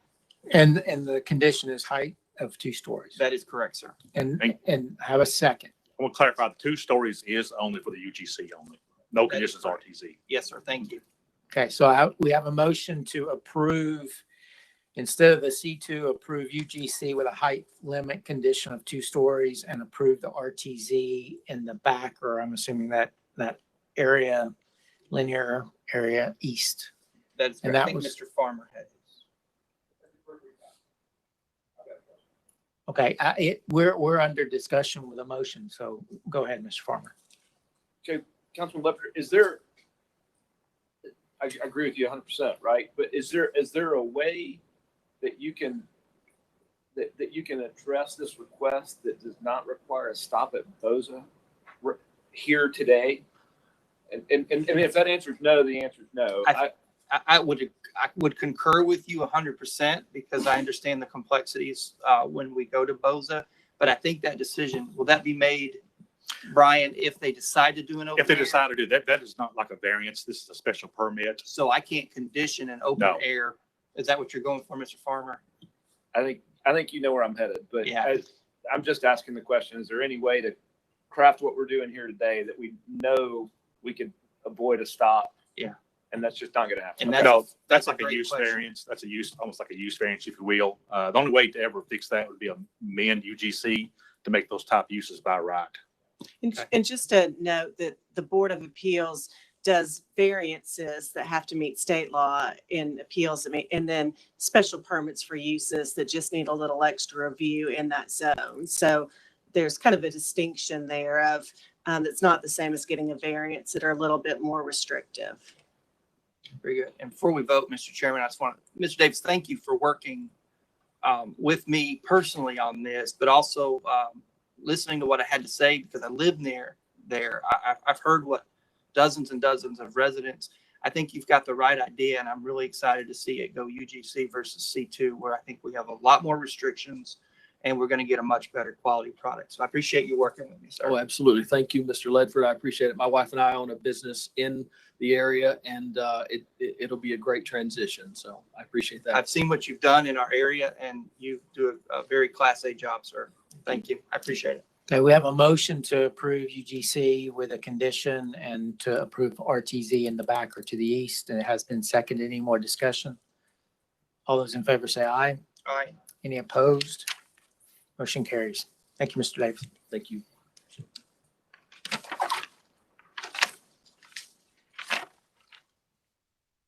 Okay, item number 6 on the agenda is case number 2021-196. It's located at 5390 Hickson Pike in the city of Chattanooga. It's rezoned from R1 to C2, and it has a staff recommendation to approve. Is there any opposition to this case?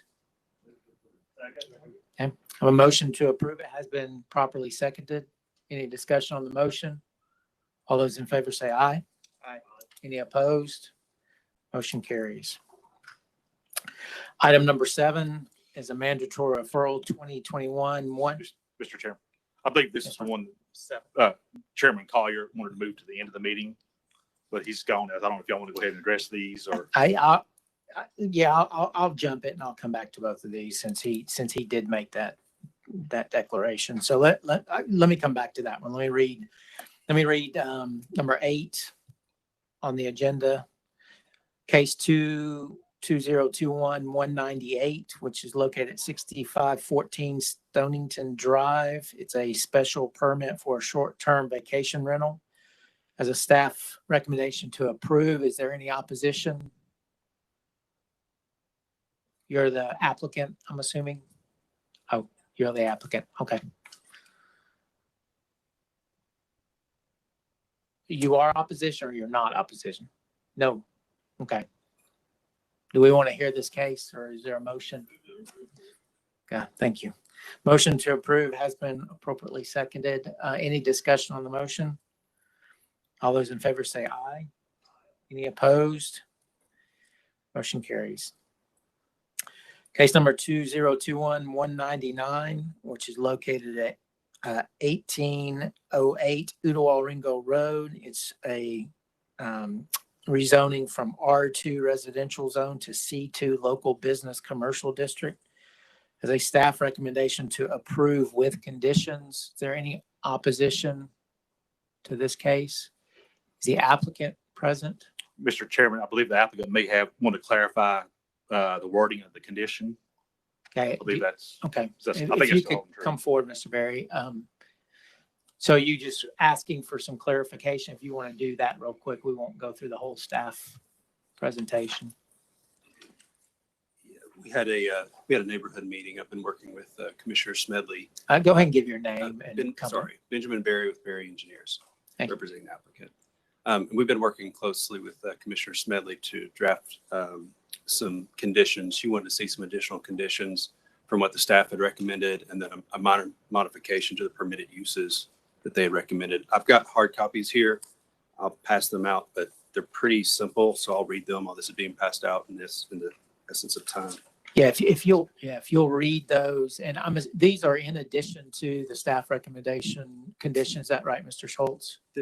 Are these applicant? Okay, so are you good with the staff condition? This would be in lieu of. This would be in lieu of, okay. There is a replacement to the condition that they have, the staff. If you could read the condition that the staff has, and then also. These conditions are based off of the conditions that were approved for property just to the south of us a few years ago. And so Commissioner Smedley wanted to kind of mirror some of that was occurring just across the street. So It has some of the standard prohibited uses within the C2. So storage, car lots, record service, double wide, manufactured homes, nightclubs, adult oriented business, tattoo parlors, check cashing, pawn, apartments, freestanding residential, condos, multifamily, temporary structures, and commercial dairies are prohibited uses. Just to note there, staff recommendation had included excluding drive-through services and carry out, but those type of restaurants are exactly who we're hoping to attract to the remainder of this property, and based on the neighborhood meeting that was supported by the commissioner. So that's the major difference in that particular item. And then these are all additional items that we've agreed to. Off-premise billboards and neon signs will be prohibited. Dumpsters serving the site shall be located behind the buildings, screened on all four sides with landscaping and fencing. Dumpsters shall be located at least 25 feet from right-of-ways of East Brainerd Road and Ooltewah Ringgold Road. And then 4, all exterior pole signs, or all exterior pole lighting shall be maximum of 30 feet in height. And number 5, a 20-foot buffer will be provided along the northern property line, including an 8-foot wooden screen fence, evergreen trees at 10 feet on center, and shade trees at 35 feet on center. Okay, thank you, Mr. Mayor. If I could, Mr. Schultz, so he mentioned these 5 new conditions. I'm assuming 4 of them being self-imposed, but he did mention number 1. Number 1 is a different wording of how we have our staff recommendation. Yeah, well, what I was going to ask is, can you read yours? And he mentioned drive-through restaurants, and could you give maybe a staff perspective on why that was recommended? Warehousing distribution center. This is what we're recommending to prohibit. Warehousing distribution center, vehicle sales and rental facilities, except for bicycles, record service, nightclubs, adult-oriented establishments, bars, lounges, alcoholic beverage sales or consumption, billboards, drive-through trade, drive-in trade, curb service, gasoline pumps, tattoo parlors, liquor stores, manufacturing, check cashing, pawn shops, wholesaling, and commercial dairies are prohibited uses. If you look at the C5, which is a neighborhood type commercial zone, that's where a lot of these prohibited uses came from. Again, this is, make sure, this is only one piece of property that's overall in sight. So these 5 conditions, if adopted, will only apply to that area in the orange that's shown on the screen. This is a site plan. That's the area being requested to be rezoned. These conditions would not apply beyond that orange line. So the conditions read as if it's for the entire site. Like the 20, having the dumpsters 25 feet located from the right of way of East Brainerd Road. I mean, clearly this site that we're talking about in question is substantially farther away. So was it clear in your meetings that you were just talking about this portion of the site, and that the buffer along the northern property line is just for that section being rezoned right now? Yeah, discussions inevitably keep going back to the entire development, because this is the purpose of this rezoning is to add this small piece into a larger common commercial development. So discussions tend to go that way, but we do try to pull them back to say, okay, this case specifically is really just about the 0.5 acres. And you're right, I probably shouldn't have put Ooltewah Ringgold Road. That was, again, it was cut and paste from the conditions across the street. But the intent is that although these would only apply to the little square, this is what we're agreeing to for the entire development. So one second, Mr. Barrett. Can you pull up on our screen? We probably should have went through staff. Can you show us what the current zone is and what the request for zone is, and then what, because I don't want to get into a situation where we're approving conditions on an overall site when we're approving zoning on half, a fifth of it. Yeah, this is the intersection here. You're most of you familiar with Ooltewah Ringgold Road and Appleson Pike. This is the one little piece of property in the corner there. East Brainerd, sorry. The northwestern corner of this section is highlighted in the red square. That's the zoning that you're hearing today, is that little portion. Everything south and east is already C2. So again, anything rezoning with these conditions would only be for that one parcel. We can't go, because the applicant didn't ask to rezone the remainder. So these conditions that are, if adopted, would only apply to that little triangle piece that sits right there. Then original discussions, the applicant was, this part was going to be part of a car wash, and the drive-through trade or drive-through services could indicate that could also apply to a car wash. So I thought that's what we were going to try to clarify today. Then we have more conditions being added, which is fine, but just remember, they're only applying this orange So let me ask you a question. So what's detrimental relative to a planning commission making a recommendation for a rezoning for half an acre of a overall 5 acre site relative to conditions? I mean, It's not, I just want to make sure the county commission is aware that when these other conditions don't apply to the overall property, that's why, because it wasn't part of this original zoning. These conditions don't apply to that. Okay. The applicant can say he can do that, but he's not held to that. Okay, well, we've got conditions that the applicant has pushed forward on this rezoning of this smaller piece. So let me open it up for questions because, go ahead, Councilman Ledford, do you have one? I do, because. Go ahead. And see if we can figure out. Commissioner what we're gonna Smedley do. wanted me to make sure these conditions were read by Mr. Berry into the record today as part of this zoning. My one question, O'Brien, can you go back to the conditions that staff has, please? Drive-in trade, given today's businesses, does that eliminate the ability to pull up and pick up items?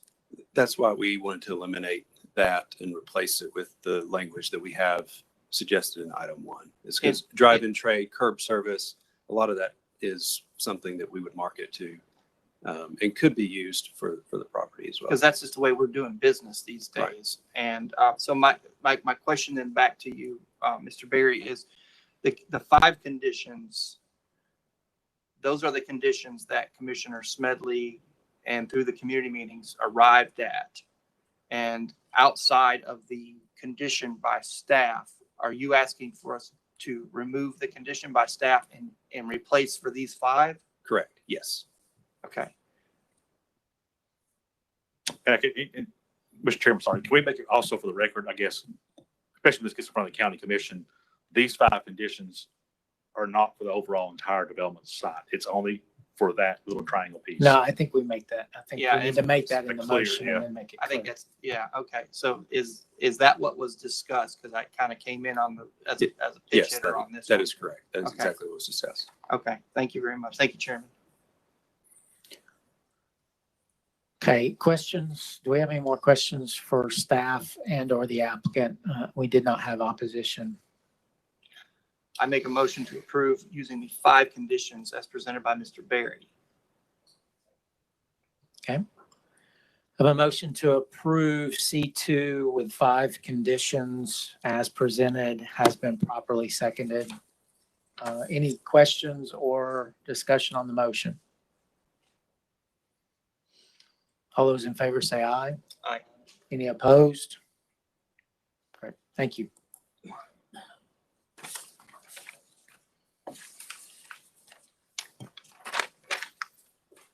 Okay, item number 10 on the agenda under new business is 2020, case 2021-200. Let's look at 9708 Highway 58. It's a special permit for short-term vacation rental. Has a staff recommendation to approve. Is there any opposition who would like to speak? The applicant present? Okay. Okay. Have a motion to approve has been properly seconded. Any discussion on the motion? All those in favor say aye. Any opposed? Motion carries. Case number 2021-201. It's located at 1428 Gold Crest Drive. It's a application to rezone A1 agricultural district to R3 MD moderate density district. Has a staff recommendation to deny. Is there opposition to this case? Okay. Is the applicant present? Okay. Mr. Schultz, sir, you can go ahead and come up. You'll have some opportunity and then we'll have some opportunity for opposition. But if Mr. Schultz, if you'll go through the case, please. Sure. This is case 2021-0201. Request to rezone from A1 single family to R3 moderate density residential district for a 3-unit townhome. It's about 0.66 acres in size, proposing 3 units. That equals a density of 4.54 dwelling units per acre. There's no recent zoning history for this site. However, in 2006, the property located about 1,200 feet to the southwest of the site on Hickson Pike was rezoned from A1, R2A, and R3 and C2 to RT1 for a townhome development. Again, that's on Hickson Pike. In 2010, the 6,800 blocks of Big Ridge Road and the 6,700 blocks of Hickson Pike and 6,400 to 6,500 blocks of Fairview Road were annexed in the city of Chattanooga in 2010. This subject property was not part of this request and is located in unincorporated Hamilton County. It's interesting to note there's no R3MD zone property near this site. This is a vacant piece of property on Goldcrest Drive. To the north is vacant land, and along Hickson Pike is commercial and institutional uses. To the south is vacant land, and to the east and southeast are single-family detached dwellings. This is primarily a single-family detached dwelling subdivision. This is a view of the site from Goldcrest Drive. The site's on the left-hand side, just looking down Goldcrest Drive. You can see it has some topography issues. It slopes off towards Hickson Pike. This is a view east of the site, which is a single-family detached dwelling. This is a view west of the site. There's some vacant lots in between this home and the subject property. That's all vacant land. But this again is to the west. It's a single-family dwelling. This property is located in the Hickson North River Community Plan, which is adopted in 2005. That plan recommendation is low-density residential, which is primarily single-family dwellings being the dominant use. There are some exceptions made for townhomes and patio homes if the density is compatible. The proposed density of this project is 4.5 dwelling units per acre, which is not compatible with adjacent density of the subdivision on Goldcrest Drive, which is between 1 to 1.5 dwelling units per acre. The proposed triplex is not compatible with multifamily exceptions identified in the plan. Staff comments: the request is not compatible with adopted land use. Request is not compatible with adjacent land uses and development form. This request will set the precedent for future requests for multifamily and a primarily single-family residential development. Portion of this site does contain slopes greater than 36%. The Hickson North River Plan also identified protection of steep slopes. The site plan does not indicate if any of this sloped area will be protected during development. It's also interesting to note this property is also on septic tanks. I'm not sure if the site's been approved for septic tank use for a triplex. So staff recommends to deny this request. Thank you. Thank you, Brian. Any questions for staff? Okay, sir, if you'll give your name and address, you've got 7 minutes. Yes, sir. Ladies and gentlemen of the commission, my name is Nash Bowen. I'm here in furtherance of my application to rezone my lot at 1428 Goldcrest Drive from A1 to an R3MD designation. My fiance and I originally purchased this property with the intent of, in one form or another, building more than one unit as to be able to provide, a home for us that was self-sustainable based on the rental revenue of the other unit. Although it may seem ironic in light of the probably record-setting attendees in opposition here, I made prior and during my application made several written attempts to get in touch with the neighbors on the advice of Commissioner Martin, and even with basically laid out my plan, laid out even a frequently asked questions section, and then said, look, I'm an attorney. I'm going to be drafting all of these leases myself. I'd be happy to have a committee within the neighborhood. And you guys tell me, I don't think the traffic will be that big of an issue with 2 extra units in there. If it's something about the neighbors, you guys tell me, and I'll work that into the lease so that anything that you guys, are worried about, we'll cover that. Unfortunately, those communication attempts were to no avail. So I went ahead with my application process. After reviewing the staff recommendation, it seemed to me that there were 2 real material issues with causing the staff recommendation to deny, which is the density and the incompatibility with the Hickson North River Plan. Like I said in the beginning, our entire intention was just to be able to build in some form or another more than one unit to accomplish that goal. We're extremely flexible, and obviously I would love it if we were able to push this current plan through, but in the alternative, I was hoping that you and I, while I had this time, we could kind of have a meeting of the minds and set up either some type of restriction, maybe to lower the density to 2 dwelling units per acre or something like that, or in the alternative, maybe we could discuss something so that I can make a separate application, amend my application, and it could be closer within staff's recommendation at that point. In conclusion, I ask that the committee either approve, or in the alternative, approve with commissions, or have a discussion with me perhaps about a way that I could accomplish having more than one unit. I read in the staff recommendation that, and in the Hickson North River plan, that there are exceptions for two townhome or, two units, as long as the density is within compatibility. So maybe even bringing it down to two-story instead of three-story, bring that density down. And I really just hope that we can find a way that the commission and I and the neighbors can all work together so that everybody's happy. Because like I said, my fiance and I intend to live in one of the units. So, we don't want to step on anybody's toes. And with that, I conclude. Okay, thank you. Any questions for the applicant? I saw some opposition. If a couple of y'all would like to step up, sir, if you just want to stay close. Oh, come on, just go ahead. Yes, sir.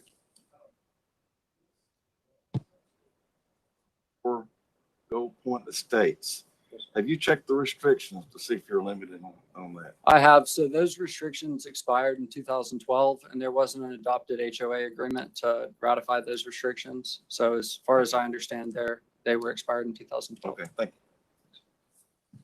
And I also would like to, one more thing, I'd like to point out, I saw the 0.66 acres on the staff report. My deeded property that I received has, I think, 1.06 acres.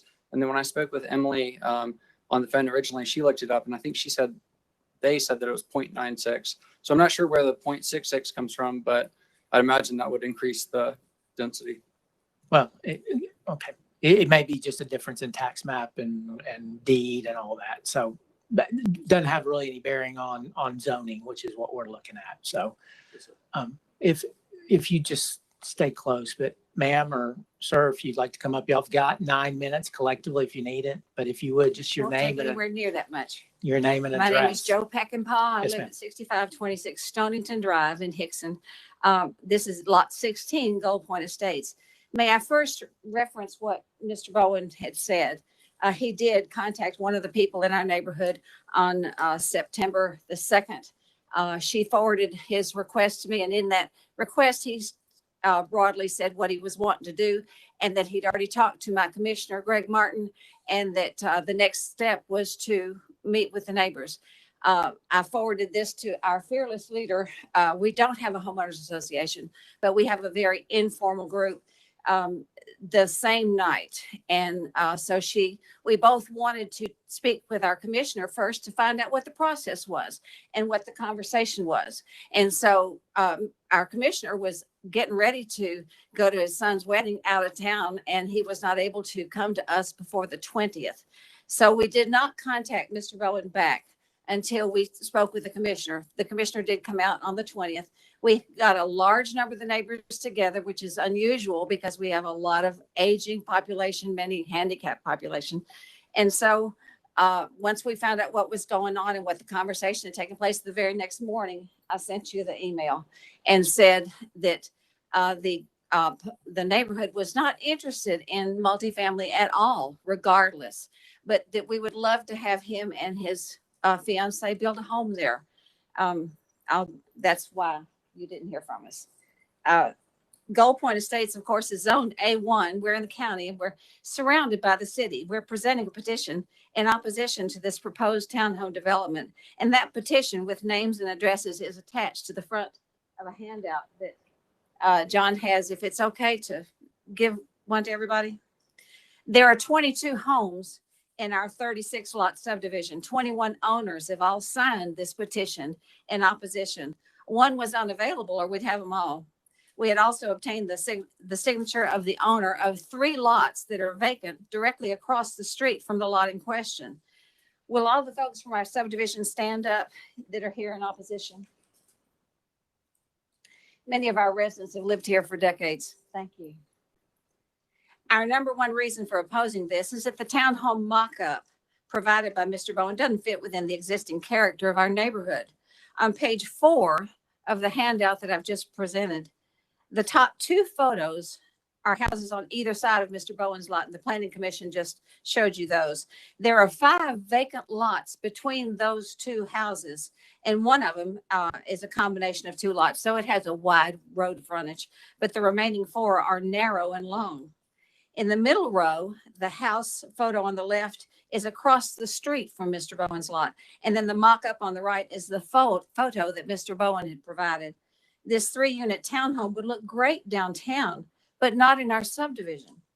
The bottom 2 houses on the left is another house across the street from Mr. Bowen's lot, and then the house on the right is just indicative of other homes in the subdivision. The point I'm trying to make is that the proposal doesn't fit within the existing character of our neighborhood. And then on page 5, if you'll turn to 5 in your handout, that's a drawing of the entire subdivision with Mr. Bowen's lot highlighted by a star and then other vacant lots around his in yellow.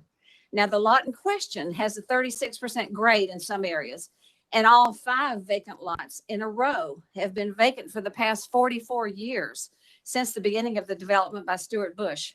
We've always wanted folks to build on those lots, but the topo often requires multiple retaining walls, and the soil composition is rock and chert, combined with the terrain issues, preclude a reasonable cost or ease of construction, especially when installing septic lines. I say that because each of our single-family homes are on septic systems.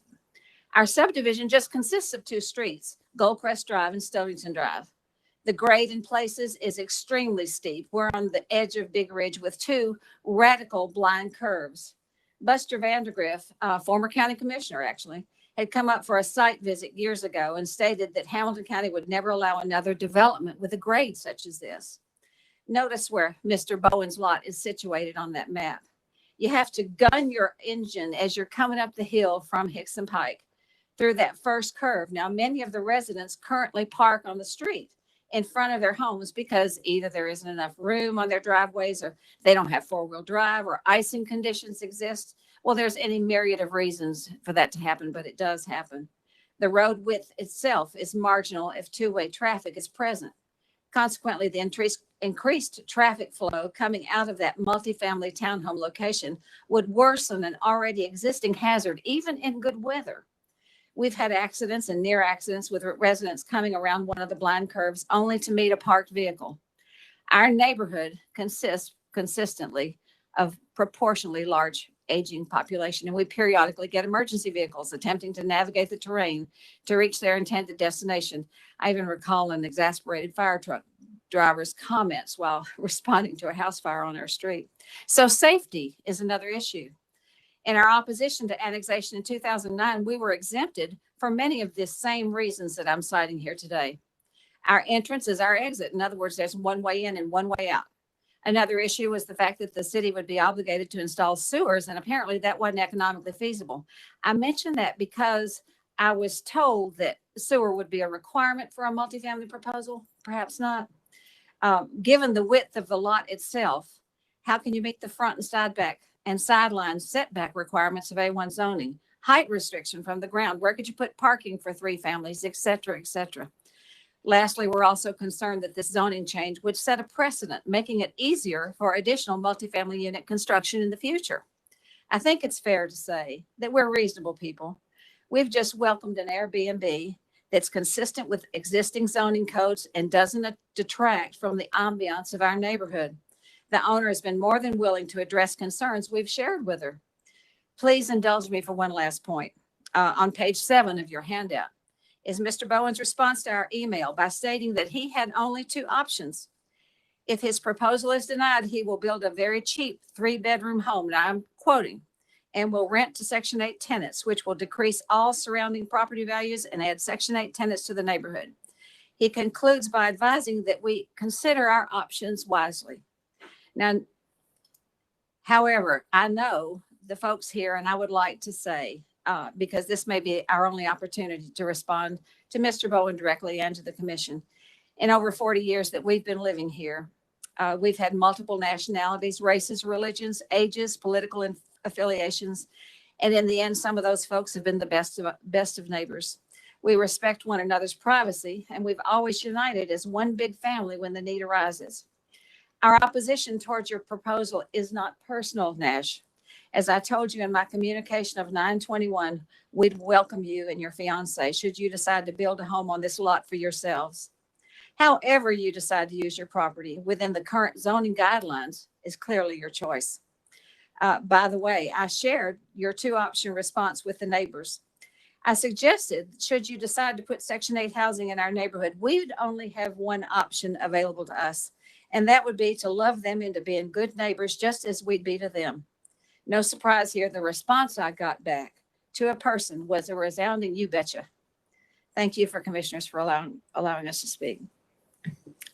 Thank you, ma'am. Any questions? Okay. Sir, you got 2 minutes. You want? Thank you.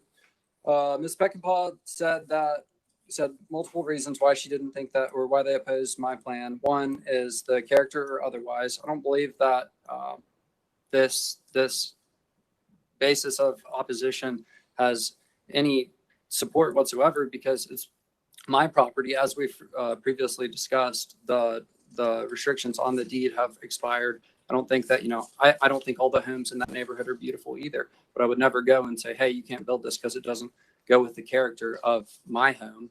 Two, she spoke about the grade and that it would preclude building. Well, my whole intention here is to get this approved with restrictions so that, if I can't build it safely, then I won't be able to build it. And that can be one of the restrictions. I'm sure that it would already have to be met through building permits anyways. But, furthermore, she says that it would preclude building, but she also says that she wants us to build a single family home there. So that I think either way, you're going to have to battle the slope. Third, she said that the traffic flow and safety would affect the neighborhood. Well, if it does, then I'd be happy to I don't think that 1 to 2 additional cars in the neighborhood is going to make that big of a difference, because I'm likely going to go there regardless. But even if it is, I'd be happy to put in the lease. Hey, if you guys are caught breaking the speed limit, 3 times, then you're out, or whatever we can do to comfort them so that they don't worry about the traffic flow. She said that this would set a bad precedent.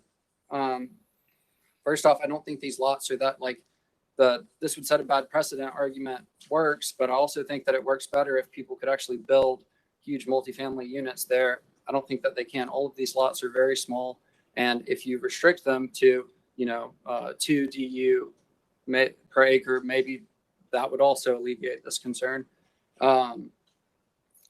She did her best, I guess, to make me look terrible about my Section 8 remark, but it wasn't a threat. Okay, that's it. Thank you, sir. Thank you. Yes, sir. Commissioner Martin. Thank you, Mr. Chairman. I have had a conversation or two with Mr. Bowman, and I have met with the neighbors up there to see about, and really to explain the process of how that it comes to this meeting. And then after this, irregardless of what we do, it will go to the county commission for a vote. But this is completely out of the character of the neighborhood. And to build this type of facility in that neighborhood that I'm very familiar with, for a lot of the reasons that have been mentioned. But I think all you have to do is just look at the pictures on page 4 and to figure that out. And being on a steep slope. And so at the appropriate time, I'm going to make a motion to follow the recommendation of staff to deny. Yeah. We'll So take this that is as the an- appropriate time. I think it's appropriate time. I don't see any other lights or questions. So I have a motion to deny. It has been seconded. Any discussion on the motion? All those in favor say aye. Aye. Any opposed? Motion carries. One thing, Mr. Lehman, if I may. Yeah, absolutely. That this will come before the county commission, and Mr. Bowman has the right to come, and the 22, I think you have 21 of the 22 neighbors that signed your petition. They have a right to come as well. And Karen, I would defer to you. What date is that come before the commission? Is that going to be December the 22nd? For discussion? December the 15th will be discussion. No, December 8th will be the agenda, and then December 15th will be the meeting. So Okay. December 8th for the agenda session. So what'll happen is the zoning committee will discuss it on December the 8th. The final commission will vote on December 15th. And that's at 9:30 in these chambers on those 2 Wednesdays. I just want to make that clarification for all parties concerned. Thank you. Y'all got a really good informal. If you all you have is an informal homeowners association, it's a pretty good one. So thank you all for coming. And again, as Commissioner Martin mentioned, this is the process. I'm not sure if Mr. Nash is still here. I mean, the process is if you're a property owner, you can apply for rezoning. You have certain rights with a zoned property that you purchase. So you have certain rights with an R1 or an A1. If you want to change those, that zone and have additional rights, then the process, we talked a little bit about the process. The process is you can go through an application process. It goes to professional staff for review. It goes to an appointed board for recommendation. It goes on to the county legislature. So any private property owner has that ability. And so this is the process. So thank y'all for being a part of it. Okay, we will move on to item number 12. It's a mandatory referral 2021-202-2000 block of West Fairmont Road. It's again a mandatory referral for right-of-way closure and abandonment. Has a staff recommendation to approve. Is there a motion? Is there opposition? Is there opposition to this case? Okay, is the applicant present? Okay. Oh, I'm sorry, I didn't hear. Motion and a second. I guess people are getting that. Any discussion on the motion? All those in favor say aye. Any opposed? Motion carries. Case number 2021-203. It's located at 1604 Fagan Street in the city of Chattanooga. It's to rezone from R3 residential zone to UGC urban general commercial zone. Has a staff recommendation to approve with condition. Is there any opposition to this case? Is the applicant present? Have you looked at the conditions? You don't have any issues with the conditions? Okay, I have a motion to approve with conditions has been properly seconded. Any discussion on the motion? All those in favor say aye. Any opposed? Motion carries. Okay, item number 14 is 2021, case 2021-204. It's located at 2405 Bailey Avenue in the city of Chattanooga. It's the rezone from R2 residential zone to UGC urban general commercial zone. Has a staff recommendation to deny UGC and approve RTZ. And it does have conditions. I'm assuming we need to go through this one. Yes, Mr. I believe the Schultz. applicant has he's supplied the information. He'll represent his case for why he needs UGC. We'll Okay, go through this real quick. Mr. Schultz, if you'll go through this case. Yeah, this is case 2021-204. Request rezone from R2 residential to UGC for 4-unit townhome development. It's approximately 0.22 acres in size. Number of units is 4, and that equals a density of 18.1 dwelling units per acre. There's been no specific zoning history for this site. However, to the northeast of this site in 2015, at 2408, 2410, 2412 North Chamberlain Avenue, that site was rezoned from R2 to RTZ. And then 2021, property located 670 feet to the west of this site was rezoned from R2 to UGC in 2021 for townhomes. This property is vacant. To the north, east, and south, and southwest is single-family detached. Southeast of this site is a daycare, and then to the northeast is single-family detached dwellings. This is a view of the site from Bailey Avenue. Another view of the site along Bailey Avenue. It's a very tiny, irregular-shaped lot. This is a view north of the site, which is single-family detached dwellings. Again, looking west of the site's the grass area, and you can see the single-family home to the west. This is that home, which is a single-family detached dwelling. And this is a view east of the site on Bailey Avenue. This property is in the historic River Ridge Area 3 plan adopted in 2020.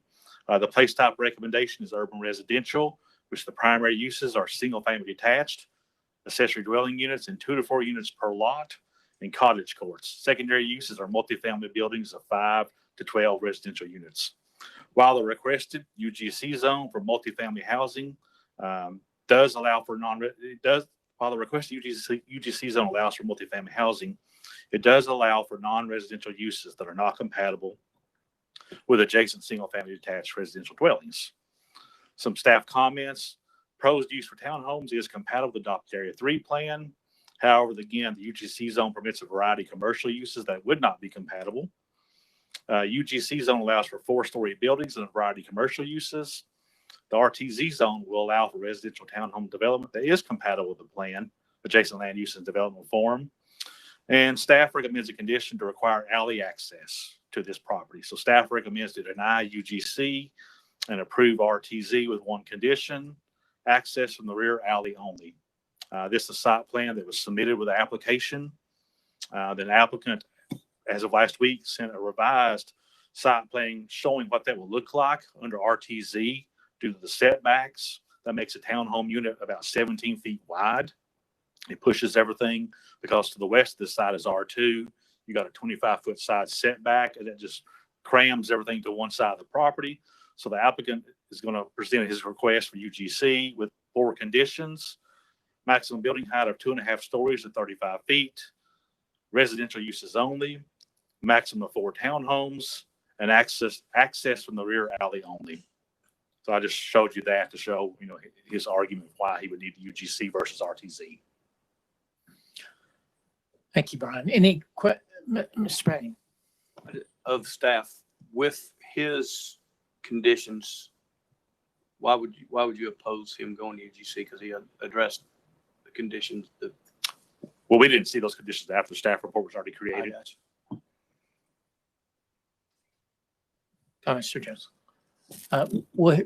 Any other questions for staff? If not, let's hear from the applicant real quick.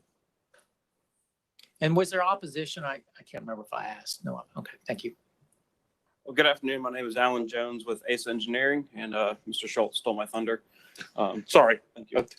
But no, the general, generally RTZ is an appropriate use for townhomes, but given the shape of this lot, how it kind of tapers off going toward the east, that having that 25-foot side setback for the RTZ zone is only going to have a 17-foot unit to keep the 4 units. And our client would really like to have a 2-car garage for these residents. This would force us into a 1-car garage. And then also, they would like to consider the idea of doing kind of a standalone garage along the alley. And that requires a 15-foot setback with the RTZ, where UGC can put that right on the alley and kind of create a nice backyard space between the garages and the main home. So, Mr. Anderson, go ahead. Thank you, Chairman. I would like to move approval of the applicant version with the 4 additional requested conditions. Okay, thank you. Have a motion to approve UGC with the 4 conditions that I guess Mr. Schultz had read, but came from they were 2.5 stories, access from the rear, 4 units, residential only. Okay. Have a motion, and it's been seconded. Any discussion on the motion? All those in favor say aye. Aye. Any opposed? Motion carries. Thank you, Commissioner. Thank you. Mr. Farmer. I hope when I know you've got you're assessing the report for this is the exact kind of case that we need to be looking at. That just we kind of keep continuing to fall to this odd tool where. So I hope you guys and staff look at these cases as you're assessing new zoning tools. And Mr. Farmer, you're talking about using the UGC with conditions as kind of the odd tool everywhere. We have looked at that. That's come up at council too about all the UGC and use of conditions. And then since we have a couple, some of the edges of our urban area, we did recommend denial of the UGC and recommend another residential tool because we do have such a wide use of that UGC all over our urban area. But yes, UGC is a great example of a zoning code issue. We can just go to all UGC everywhere. We're heading up. Okay. Point taken. Got some work to do on UGC. Case number 15, new business, case 2021-205. Am I right? Did I mess up? No, you're correct. And that, actually, that's 1030 East Main Street and not 14th Street. Just for Well, the I'm record. glad you said that. Okay, so it's case 2021-205. It's 1030 East Main Street. East Main Street. East Main Street, City of Chattanooga, rezone from M1 to UGC, has a staff recommendation to approve with condition. Is there opposition? Is the applicant present? Have you looked at the conditions? Are you good with, you're good with? Move to approve. Have a motion to approve with conditions has been properly seconded. Any discussion? I know. Seeing none, all those in favor say aye. Aye. Any opposed? Thank you. See how good it works when we've got good conditions and everything. Okay. Item 16, case 2021-206. It's located at 1518 and 1520 Ryan Street. Is that right, Brian? Is that one good? That is correct. And I do want to let the applicant speak on this. His request is go to R2 to R3MD. In the staff report, we had mentioned as a staff that perhaps RTZ zone is a better zone option. I think the applicant wishes to address that and go for that RTZ zone. Okay, even though you approved R3 or you recommended R3. We did. If you would, Mr. Jones, I mean, so you would, y'all would make a staff recommendation for RTZ? Right. Well, this is a very steep slope site off next to I-24 going to Ridge Cut. We felt the RTZ zone gives them better flexibility in front setbacks to preserve that slope and keep the homes away from the interstate. You're saying RTZ? RTZ. Is there anybody who wants to speak in opposition to this case on Ryan Street? Okay, Mr. Jones. Yeah, after seeing the staff report, the original R3MD was just that's compatible across the street. But looking at the RTZ, even though we have a 25-foot setback on both sides of our property, we were able to evaluate it. And I think there's more benefit in bringing the properties to the buildings closer to the street as opposed to the deeper setback. So we don't have to get into the hill as much in the rear. So we're good with the RTZ. So the request is wrong. I got a motion to approve RTZ. Did I get a second? Second. Has been appropriately seconded. Any discussion on the motion? All those in favor say aye. Aye. Any opposed? Motion carries. Stay close. Case number 2021-207, located at 1603 and 1605 Old Ringo Road, City of Chattanooga, rezoned from R2 residential zone to UGC urban commercial zone. The staff recommendation is to deny UGC and approve RTZ for this site. Any opposition or anyone needs to speak on this case? I'm assuming we need to go through staff report. Well, I'm good. You're good. So you're good with RTZ? Wow. Have a motion to approve the RTZ zone has been appropriately seconded. Any discussion on the motion? All those in favor say aye. Any opposed? Motion carries. If we can go 3 for 3. Case number 2021-208. It's located at 912 Glenwood Drive, City of Chattanooga, rezone from R1 residential zone to UGC. Staff recommendation to deny UGC and approve RTZ. Have a motion to approve staff recommendation has been appropriately seconded. Any discussion? All those in favor say aye. Aye. Any opposed? Motion carries. Case number 2021-209, located at 5251 and 5213 Champion Road in the City of Chattanooga, is an application to rezone from R1 residential zone and C5 neighborhood commercial zone to C2 convenience commercial zone. Has a staff recommendation to deny. Any opposition to this case? Applicant is present, correct? Mr. Schultz, if you'll take us through it. This is case 2021-209, rezone from R1 residential zone and C5 neighborhood commercial zone to C2 convenience commercial zone for outdoor storage of RVs and boats. It's approximately 4.4 acres in size. This is off Highway 58. There is some zoning history on this site. In 1999, part of this site was rezoned from R1 to C5.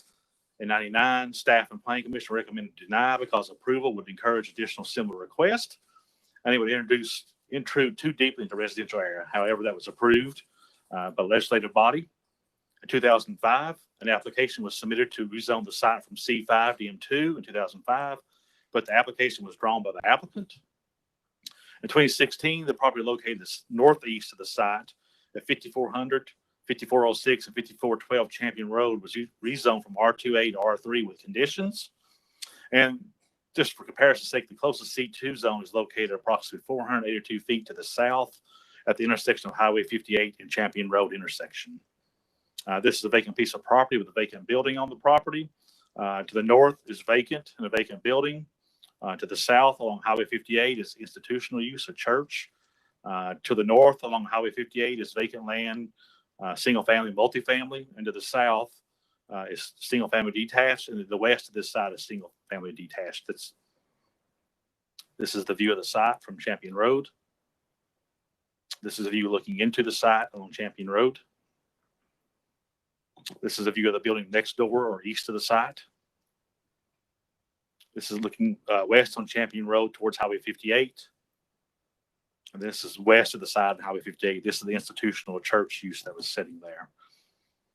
This is in Highway 58 Community Land Use Plan, which is adopted in 2003. The plan recommendation is low density residential, which is intended for single family dwellings with a density of 1 to 4 units per acre.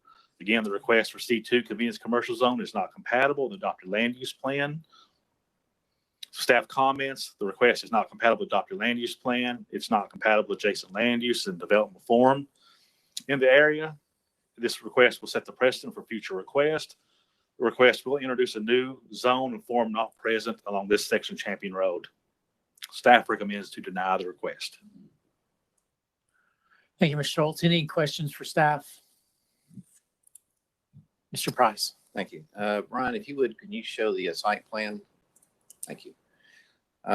So Mike Price, MAP Engineers, representing the applicant, Mr. Kenworthy, as it relates to the request. So there is some zoning history as it relates to Champion Road.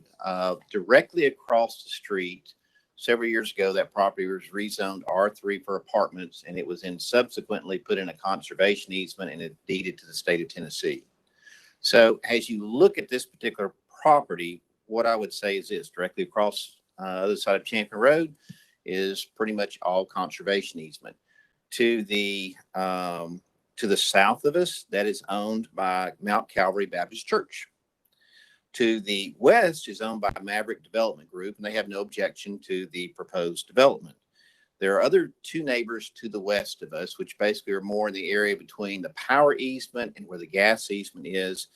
And their homes sit some 250 feet away from our property, some 40 to 60 feet above in elevation above our sites. And they have 25% slopes, basically all wooded between where their homes sit and where this proposed development is. So, and the property then to the north of this is zoned C5.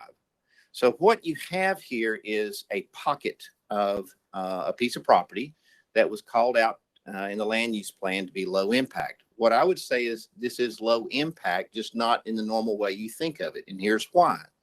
You're bisected by a gas easement. You're bisected by a power easement. You're bisected also by a stream and stream buffers.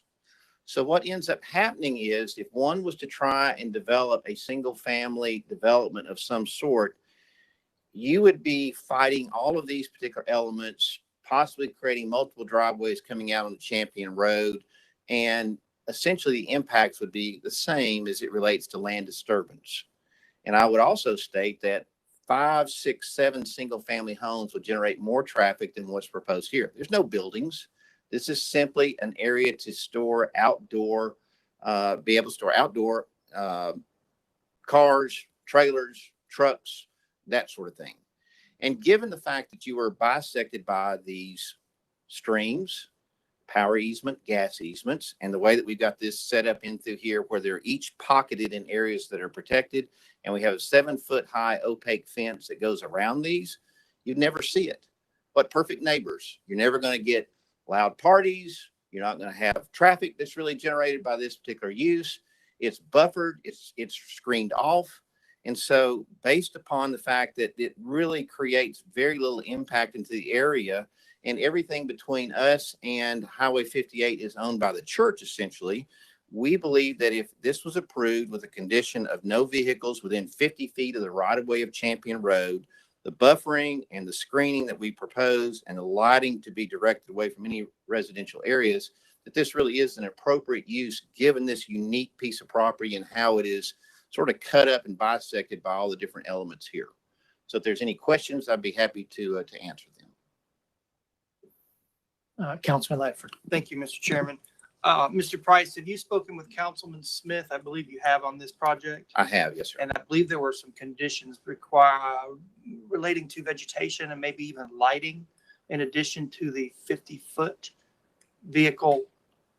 We would propose that the lighting would be directed away from all residential areas as it relates to this particular development. We see sort of low impact lighting, if any, in through here, but basically just enough to provide security on site, not enough to light the night sky or create anything along those lines. Sure. And vegetation wise? We show on the plan proposed type B buffer, which is located around the perimeter of the property.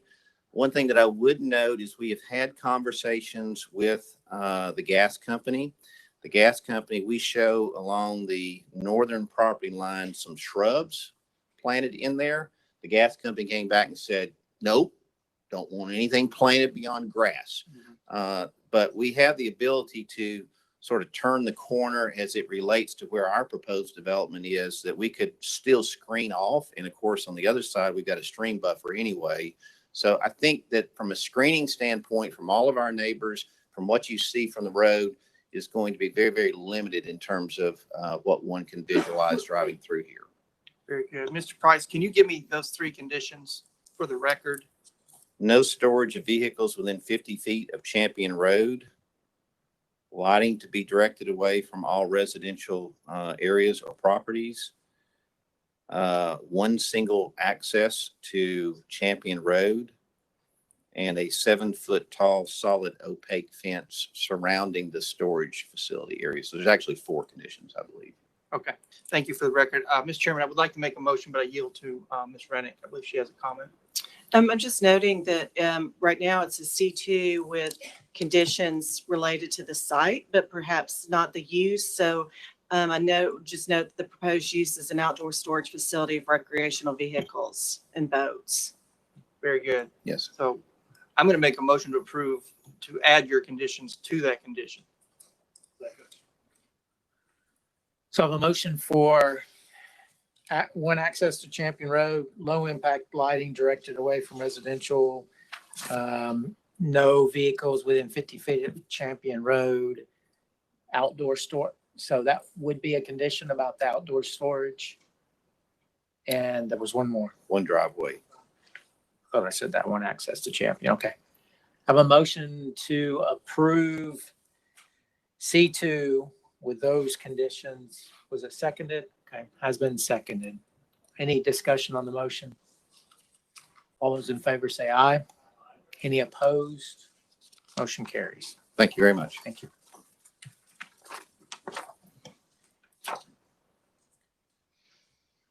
Okay, item number 20 on the agenda is case number 2021-211. It's located at 2700. It's located in the 2700 block of Glass Street. It's to rezone from R1 residential zone to RTZ residential townhouse 0 lot line zone. As a staff recommendation to approve with conditions. Is the applicant present? Okay, is there any opposition? Did y'all have an opportunity to look at the conditions? Are y'all good with the conditions? Okay, have a motion to approve with conditions has been properly seconded. Any discussion? All those in favor say aye.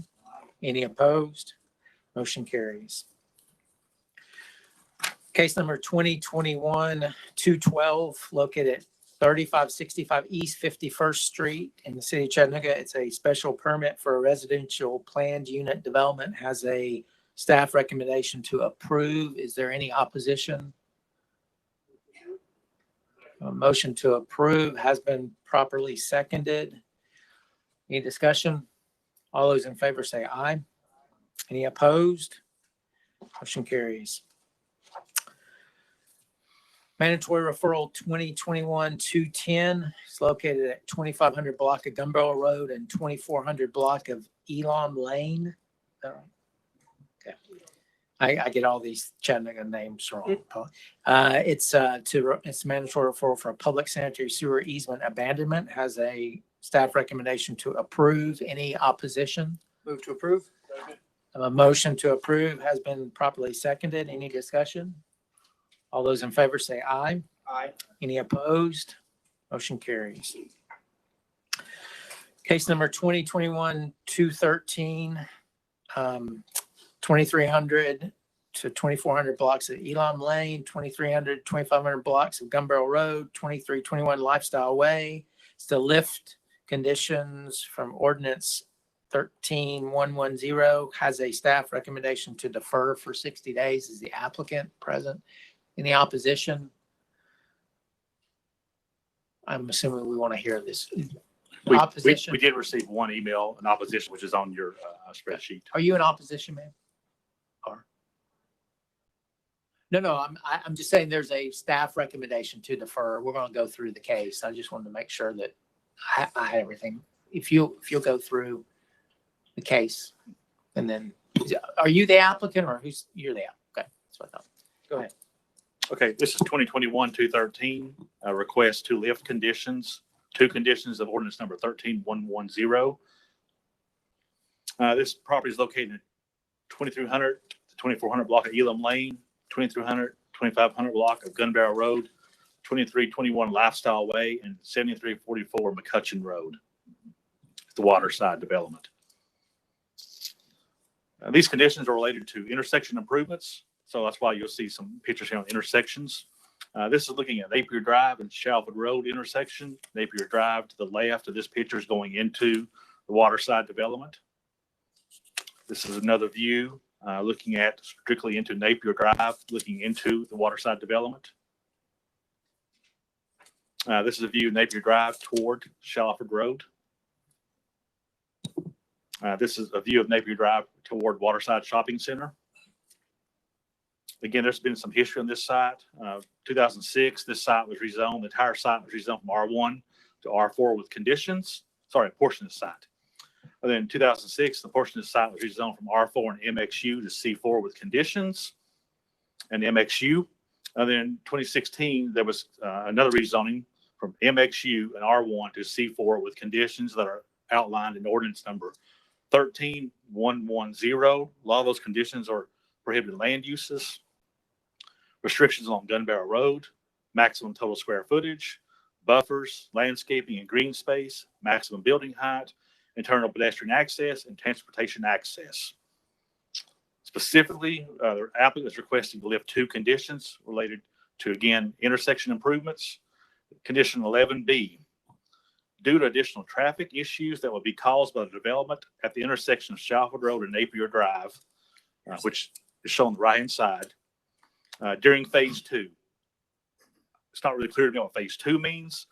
The intersection must be reconfigured to remove the eastbound left turn lane and left turn signal, to add a dedicated southbound right turn lane, and to alter traffic signal phases in order to mitigate the impacts. That's condition 11B, the applicant wishes to lift. Condition 11C is the other intersection. When warranted by the development progress during, again, phase 2, an additional eastbound left turn lane must be constructed at the intersection of Shalford Road and Lifestyle Way to accommodate the anticipated increased traffic turning into the development, and Lifestyle Way must be widened to accommodate a corresponding double receiving lane. The City of Chattanooga shall assist procedurally in providing any required additional rights-of-way. Again, that intersection is shown on the picture on the screen. There's also, again, additional entrances. The one I just talked about, Lifestyle Way, is circled on the screen. There's two other entrances and exits off of Gun Barrel Road, which are highlighted in the northeast corner in the red dot. Looking at the waterside entrance or Lifestyle Way, this is a picture of what that looks like. And then this is a picture of the entrance on Gun Barrel Road. You can see the area highlighted in aerial view with red circles, and then the pictures on the right-hand side are Google images, what that looks like actually on the ground. One of those entrances to the south, I believe, is a right in and right out only. Some staff comments. This comes from our transportation department. Deferral is requested for coordination with TDOT due to potential impacts to interstate on-ramps and further coordination between the City of Chattanooga and the applicant to understand the complexity of the future impacts of development on the signalized intersections. Staff also had concerns with trip generation and increased pressure at the intersections around the site if these two conditions are lifted. This could require the city to make right-of-way improvements in the future. Staff may be supportive of amending conditions, but would like to discuss amendments with the applicant and our partners being TDOT and transportation. So staff recommended defer for 60 days for coordination with TDOT, again, due to potential impacts to interstate on-ramps and further coordination between the City of Chattanooga and the applicant to understand the complexity of their future impacts of development on the signalized intersections. So staff's recommendation is defer for 60 days for coordination and discussion with partners. Councilman Ledford. Mr. Chairman, I think Mr. Price might have a few words. Yeah, I was just going to ask a question to the staff. Does anybody have any questions for staff? Let me jump in there. We're going to go to staff first. Brian, what do we hope to accomplish with a TDOT meeting? That, in all fairness, I've been looking at this 11B and C since 2017. Karen, do you want to take it on? Sure. I'm not sure I can answer it the right way. Well, it took us a little while to figure out the history on the case, and we have had TDOT involved in several other discussions. Right. So I don't know that TDOT would need to weigh in. We have not had time to let them understand the proposal and ask them, but because they have been involved previously with other cases, we wanted to at least let them understand this request is out here. I think primarily we needed more time just as staff to coordinate on the impacts, have a discussion with the applicant, and then understand what the proposal is. And it just took more time than we were able to accommodate in the time we had to get the staff recommendations out the door. Sure. And I know you all have been under extreme deadlines, and we appreciate you very much because you stated to us during our pre-meeting, you've had a heavy load. Mr. Chairman, I'm going to kind of move this a little bit out. Mr. Price, is 30 days before this comes before council enough time for you to work with staff on any questions? Yes, sir. I would believe that we would have time to discuss this between now and if this is passed today to the city council. Okay, because I mean, 11B and C, I've literally been through since 2017. I feel like it's just been under scrutiny. I'm very familiar with it, very familiar with Waterside, and that plan has changed. It's moved. There's no data to support some of the claims I think that transportation might be trying to implement. And I'm glad to see that this actually come through as a live condition. So I'm going to make a motion to approve. I have a motion to approve lifting of 11B and 11C has been. Mr. Do we have opposition? Was she in opposition? I'm not sure. She was not in opposition. I don't think she's in opposition. Okay. And I have 12 other post-it notes, Chairman, if you want me to go through them. But no, I'd rather honestly, let me ask a question. I'm assuming, will somebody reach out to TDOT We concerning will. this? I'm only saying that because TDOT was in the room when these conditions were initially talked about, and the concern was queuing up back over the interchange. So I'm hopefully everything's changed that would change this. But we do have a motion to approve lifting the conditions has been appropriately seconded. Any additional discussion on the motion? All those in favor say aye. Any opposed?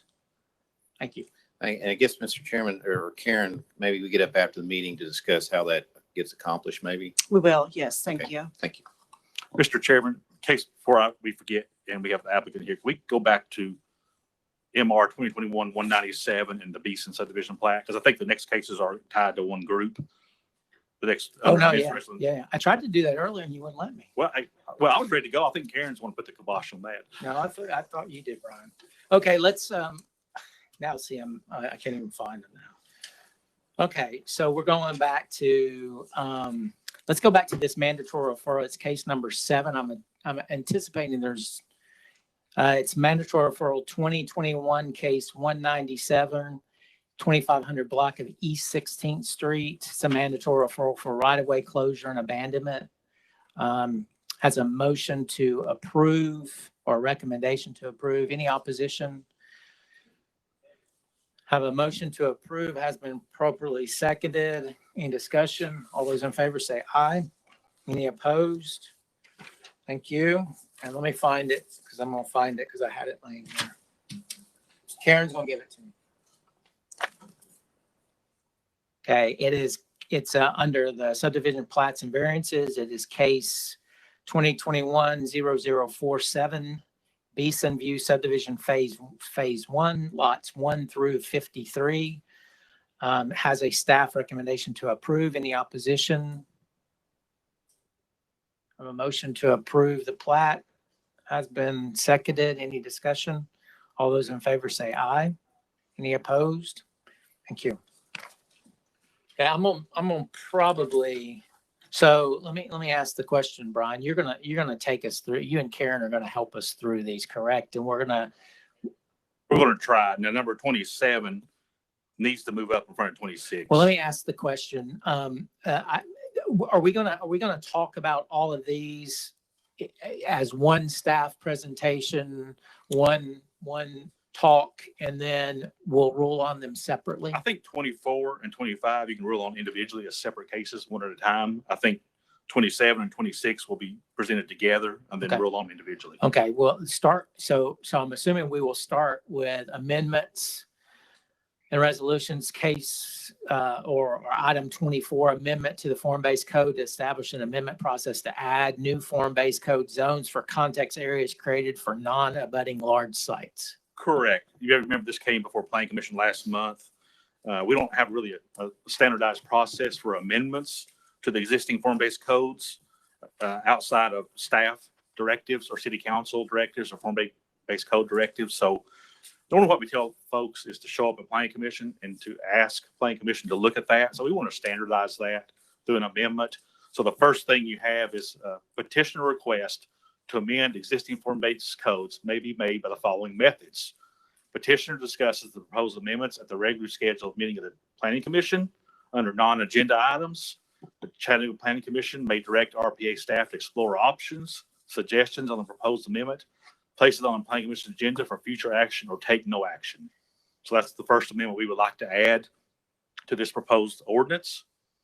The second one, as you may remember, and I think this we discussed earlier, is that we have a process that allows you to add large sites that are non-abutting context areas to form-based code. Once that's established, it's not clear in the form-based code if and how you add additional zones. So this also amends that by clearing and establishing a process for that. So basically what we're saying, requests for new form-based code, new FDC zones may be requested by a petitioner only for context areas created under section 38692, expansion of form-based code boundary, non-abutting properties, large sites under the following conditions. You cannot amend divisions 8, 9, 10, 11, 12, and 13 of form-based code. Elements to be included in the proposed new form-based code zones include or limited to land use table, development standards for the new zones, and form-based code zones are limited to the land use table and development standards for the new zones. So process, in order to process what you'll see on the agenda today, we have two action items. One is the request to create a new zone, and second, a request to rezone the property. So you have two items when these come before you. That's why you have on the agenda number 27 and 26. One is creating a new zone, and then the next case is to rezone that property. Staff will review both requests and provide a recommendation to the Regional Planning Commission. Application submittal requirements for the new zone. Applicants are encouraged to schedule a pre-application meeting with RPA to discuss the application deadline, submittal requirements, fees, and to discuss why the current or existing form-based code zones do not align with the unique site conditions or the development proposed in terms of permitted uses, in terms of lot configuration and building heights, and how the existing codes do not comply. So once you do all that, you're ready to submit. What do you have to submit? Number one is a written narrative, provide justification for the need for the new zone and how the existing zones throughout the context, all context of the form-based code do not align with the unique site-related conditions and the development pros in terms of permitted uses, lot configuration and building heights. You must show a street network plan, including A and B streets if applicable. Then you provide your new zone based on the form-based code zone code format. And finally, the fourth thing you submit is your application submittal requirements for the rezoning shall be the same as any normal required rezoning. So that's the proposed amendment.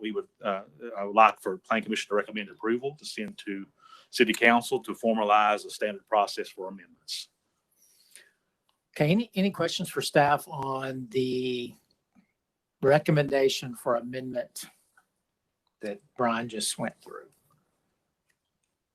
So this basically sets up a process, correct? Sets up a process through staff to where you can create a form-based. It does. This doesn't prohibit anybody from the city through City Council or Planning Commission or Form-Based Code Committee asking or requesting new zones or amendments. This is strictly for applicants.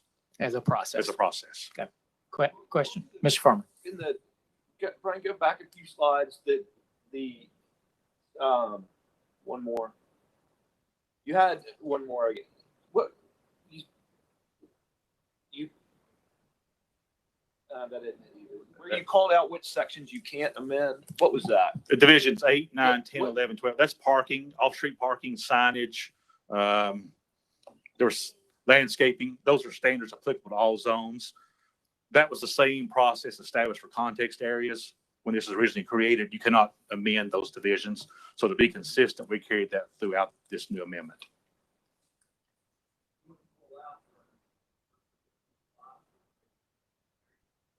You can still apply for variance to major or minor code modifications through the form-based code committee. We just don't want, when you create a new zone, to also create new sign regulations that are specific to that new zone.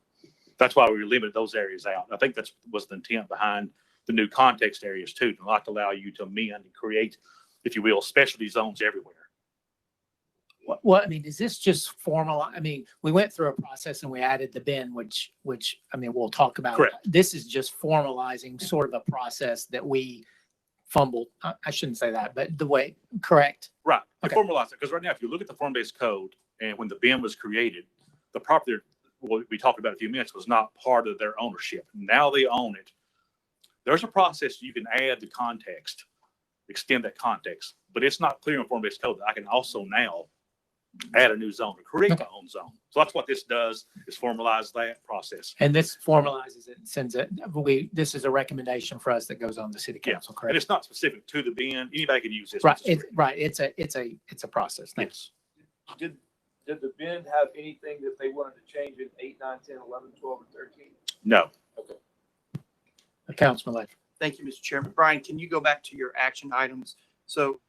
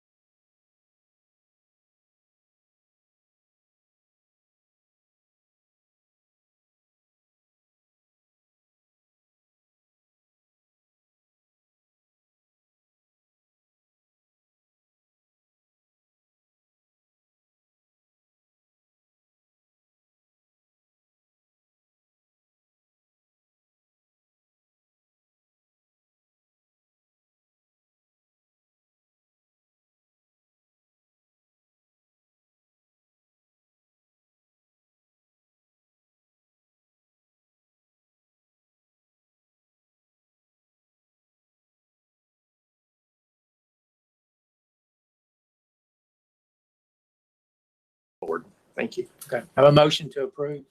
Has been seconded. Any discussion on the motion? All those in favor say aye. Aye. Any opposed? Motion carries. So now are we doing 25 now? We're doing 25, correct? Okay, go for it. Now, 25 is a request by the Bend to amend existing zones. There's a lot of this, so bear with me. To amend the current zoning standards in the BCX 12 and BPK zones. And they're grouped in your staff report. And I have the bottom of the slide what group, because some things we're recommending to approve, some things we're recommending to deny, and some things we're recommending to defer. We'll state from the very beginning, before I start this, we looked at other zones in the form-based code for consistency and how those zones dealt with certain standards and tried to be consistent with that. So that's where staff was coming from on our review. The first request is group 1. This is to amend the form-based code street map. And this street map, you identify A streets. If it's not shown as A street, everything else is considered a B street. If you look on the left-hand side, that's the current A street. And I have highlighted in the red the Bend. I believe there's 6 A streets identified. The applicant wishes to reduce those down to, I believe it's 4 A streets. Staff looked at this and felt it was an appropriate request and recommended approval of reducing the number of A streets in the Bend from 6 to 4. If there's any questions, do y'all want to stop one at a time or? Yeah, let me just ask for some, it looks like to me that, and I guess I have a question since they created since they created the context, what the process is to recommend denial. But it seems like they asked for approval of 1, 2, 4, 13, 14, 15, 16A and part of 16B, they've asked for all of these. Staff has recommended approval of those. Yes. Correct. We recommend approval of those. Several of them we recommended deny. I think was it two deferrals? Three for deferral. One of those we're okay with is the marina. Staff is sort of okay with that. We need discussions. But and I don't know how many people read through these. I read through them before, and I don't know if it's appropriate if we want to go through them one by one and let Brian say whether they're recommending approval or denial or defer, and us ask questions specifically, or if we want to do all approvals and get those out of the way. Councilman Ledford. I like the idea of approving the ones that are not in question, and I make a motion to approve those at this time. Okay. Have a motion to approve the request by the applicant and the recommendation from staff for, I think it's I had written down 1, 2, 4, 13, 14, 15, 16A, and then I put 16B in parentheses. So you might have to clarify that. Is that the marina? Anybody's going to check on that. Okay. And I gotta have a second let's get all the approvals out of the way. I think that's appropriate.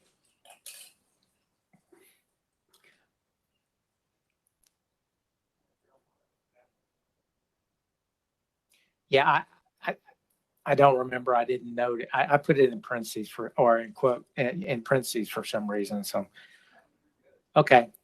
So the motion is to approve 1, 2, 4, 13, 14, 15, 16A, and 16B has been appropriately seconded. Any discussion on the motion? All those in favor say aye. Aye. Any opposed? Okay, I have a recusal from Mr. Palmer. Okay, Brian, if you would go through, and I guess I'm interested in knowing sort of the process from a staff perspective. Right. I'll look at, so we're talking about the ones that are recommended by deny by staff. Again, we look at the other various form-based code zones, like the downtown DCX and UCX for comparison. Right. And that's where we did most And is the applicant, I'm not sure how to best do this. I guess I'll let you go through. I could go through all of them at the end, let the applicant come up and see where.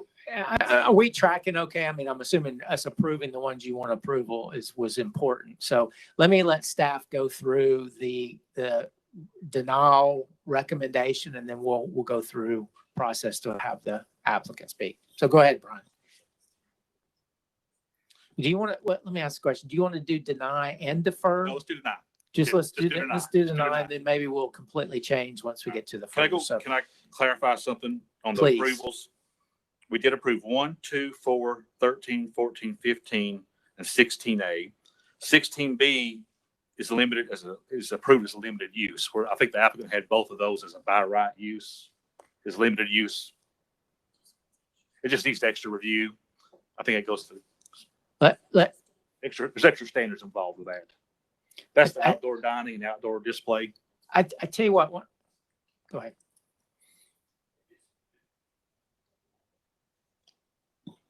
I think we just approved what they requested.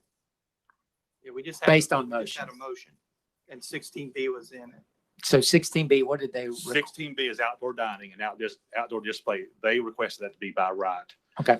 And we as staff recommended that be limited use based on other form-based code zones. I think we just approved it by right. All right. Okay. Just clarify. That was the motion. And in context with the event, I think that's very appropriate. Yeah, like I said. So Brian, why don't you take us through, like I said, the process relative to review and then recommendation on these? I will. The first one is item number 3. This is a request for fenestration on the ground story for the BCX 12. The non-residential ground floor, the request is to reduce that from 50% to 40%. If you look at the fenestration in the ground floor in the downtown core, DCX for non-residential ground floor, that's 50%. In the downtown shop front zone, which is SH, that is 70%.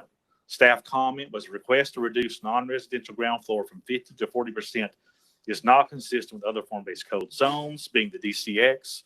Staff recommends to deny this request to change from 50% to 40%. All these things that are in here as request can be handled through major code modifications to the form-based code committee. So it's not like there's not another process to go through if they wish to do this. But staff, based on review of the other downtown, which is very similar to this context, is to keep that similar at 50%. Okay, do y'all have a spokesperson that can sort of walk us through this? Because what I'm going to get real confused if we've got 7 denies. So I mean, let's not spend 20 minutes on each one, but what I'm going to do is allow staff to talk about these 7 that they've recommended to deny. They're going to give their reasons for their recommendation. And then if y'all can sort of give us a rebuttal, and that'll allow us to maybe at least take these one by one. We may do it all at one motion at the end, but I think it'll be helpful for us. So he just went through, I'm assuming that's 3. Item number 3, which is the ground floor. So if y'all want to, if that's helpful, and if we have to change a little, this is going to be complicated, I know. So Understood. I'm Jessica Stack, an architect with Tinkerma. My address is 125 Marble Drive. I looked at this purely from an architectural precedent angle in looking at the architectural standards that the Bend is going for as a very traditional Main Street design, more historical architectural standards than modern. And what I did was evaluate other traditional Main Street facades and evaluated fenestration rates for those. So that's how we arrived at the request for 40% fenestration. Just seems to be a bit more consistent. We also do have smaller blocks in the Bend. So that's going to yield some smaller storefronts and building frontage. And so, what we've found in use of the code sometimes is these fenestration requirements where we have smaller frontages starts to limit our ability to build in the necessary infrastructure where we need solid wall frontages and things of that nature. So that's the nature of the request. okay, and let me ask staff a question. So is the reason for the recommendation from staff is that more consistent with the other form-based zone? Yes. Okay, so I got you. Okay. Yeah. Any? Yes, sir. I just have a Mr. question. Is most of these, the staff's reason for denial that very thing that It is. There is, but one of these we'll have to talk about in a minute about street atlas and street standards. That's a little different. Yeah, but The the main ones that thing you is- use that are strictly based on the difference between this and the other, I mean, in my mind, this was something unto itself. That's the reason we did. I mean, I don't think it's correct to apply the standards of the rest of the form-based code to this. This is something that my question is, if they would have brought this to you in the very beginning, and if we just said, no, we're not going to allow them to do this because of 40% versus 50%. And I think the answer to that is no. I mean, we would have given them this. We would want them to do this. is in my mind. So You can do some planning commission. You want to recommend to approve that. So, So we're here Can I today. do that right now? Well, let me ask the question because I'm sort of interested. Can you go through? Can you go If through? that's- please go through them. I think that would help. Well, let me let you go through. You said there was one that you've got some concerns with from a staff perspective that's different. I think there's probably more than that. There's only one, two, what, 5. I can get through these pretty quickly. I think we need to go through them, I believe. Okay. We'll go. I sort of lean a little bit to Mr. Payne. I mean, it is separate zone that they brought to us and created. And so but anyway, go ahead and go through them. Next one is 5. This is a request to delete minimum ground floor elevations in the BCX 12. It's currently a 16-inch minimum, and max of 5 foot for residential.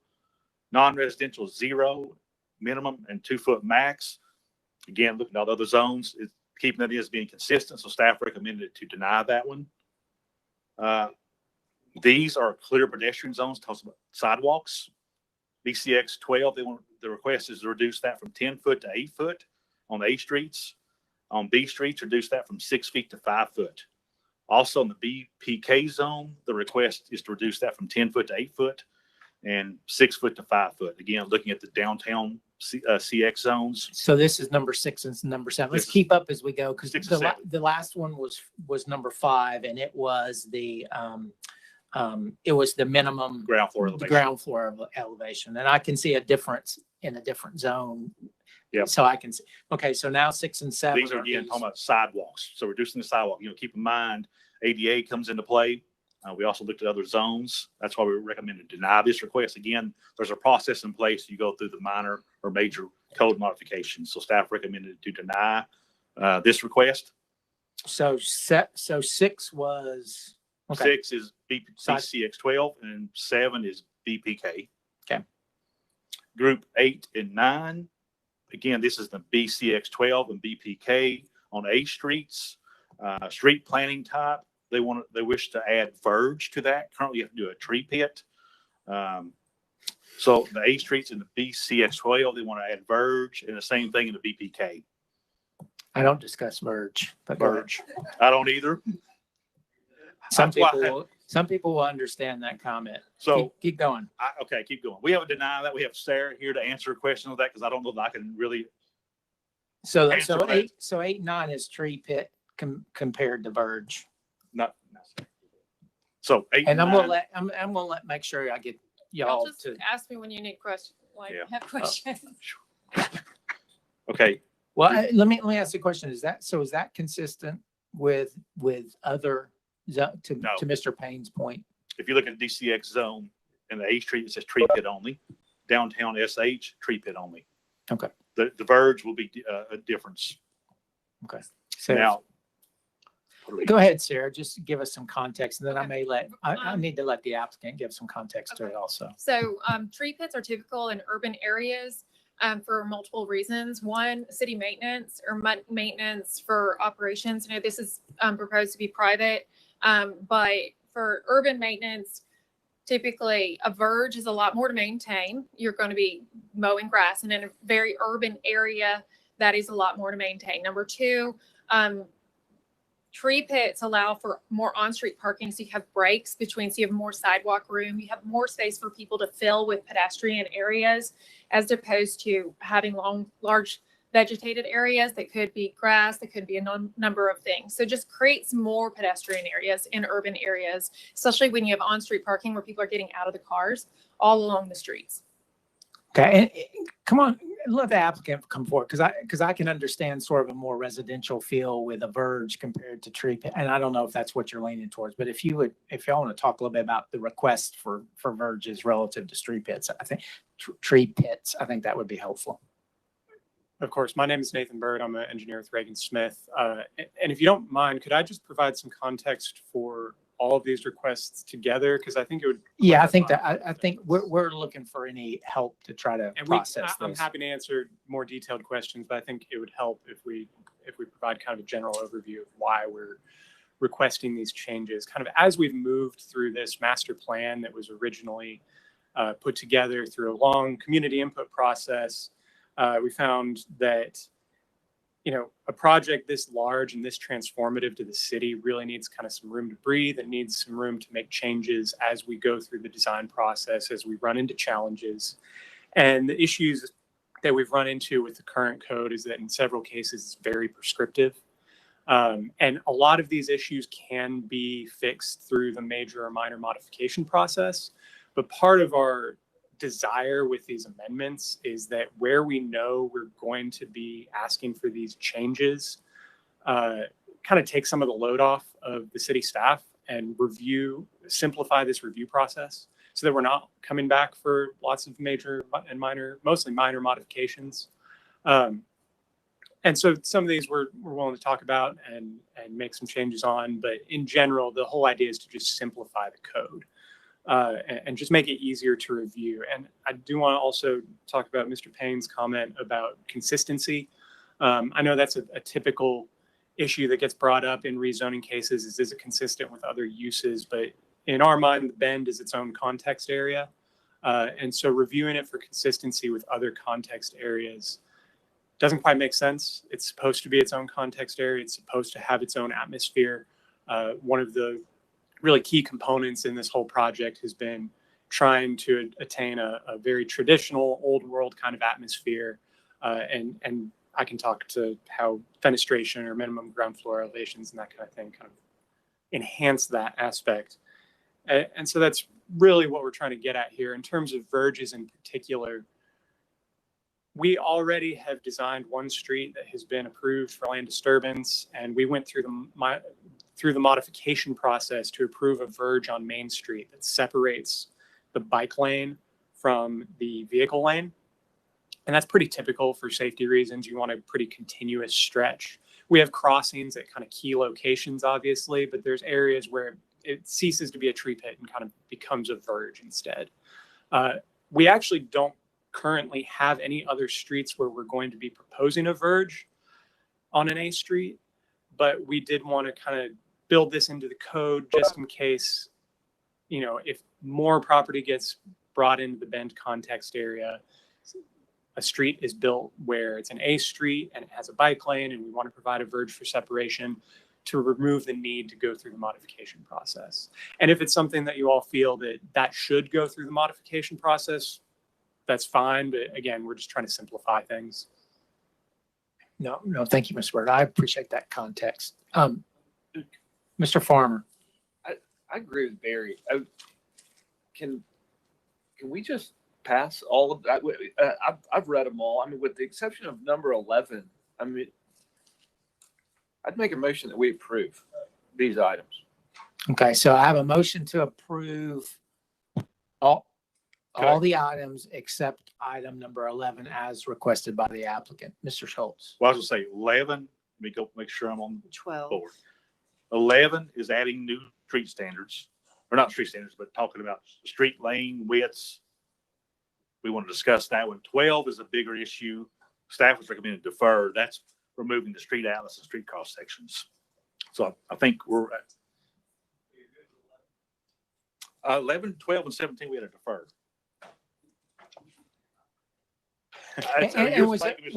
Let me ask the question. I think Mr. Anderson has a question too. Was the reason for deferrals so you could have additional conversation with CDOT, city, public works, whoever? Because once if these standards, my understanding, to make correct if I'm wrong, these standards of street cross sections, the street atlas comes out, you then fall back to a typical street standard. Discussion of street standards in the city, that's not what the Bend wants. They want something different. These are all private streets. They want different standards. We're trying to figure out what that looks like. What that looks like.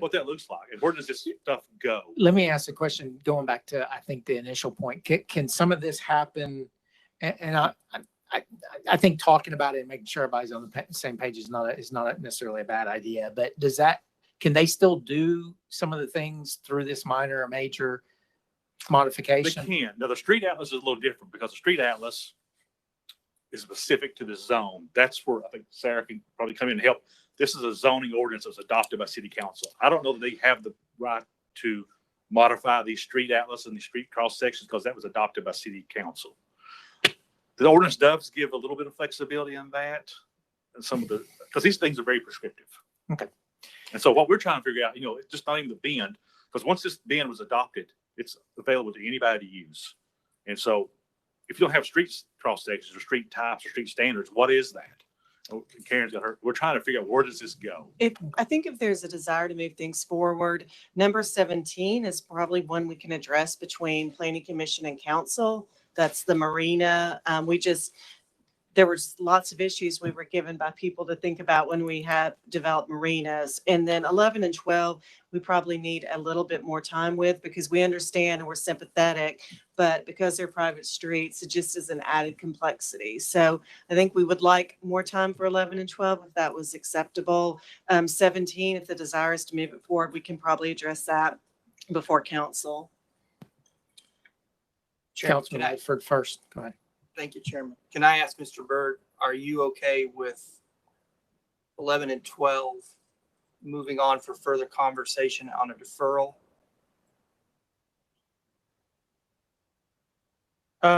Is that imperative to any of your timelines? If not, yeah, I mean, I hate to put you on the spot, but 11 and 12 is the street atlas, the street standards. I can speak to the reasons why we're talking about that, but give us just a second to talk about deferral or not. Sure. Sure, go ahead. Thank Mr. Anderson, go ahead. I yield. Thank you, Chairman. I don't have a question for anybody. I have a comment. And you, as a fellow department head of a government department, will understand what I'm about to say. I understand we all want to get out of here today. I know I do. And I'm the last person who would want to drag this meeting out and delay more available housing options for good Chattanoogan's. But I will say that there have been hours and hours and hours and hours of meetings about this among at least 4 different city department personnel, including the one that I run. And I'm very, very grateful for all the staff time that went into this.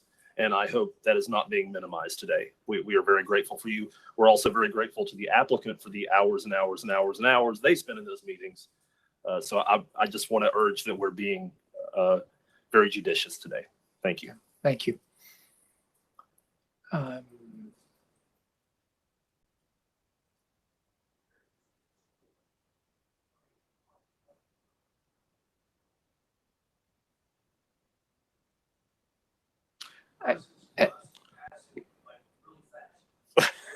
What I'm hearing on staff recommendation for denial, 3, 5, 6, 7, 8, 9, and 10, what we just went through, I believe there's a consensus. What I'm hearing from Planning Commission to approve those. 11 and 12 and 17, which is what staff is recommending defer.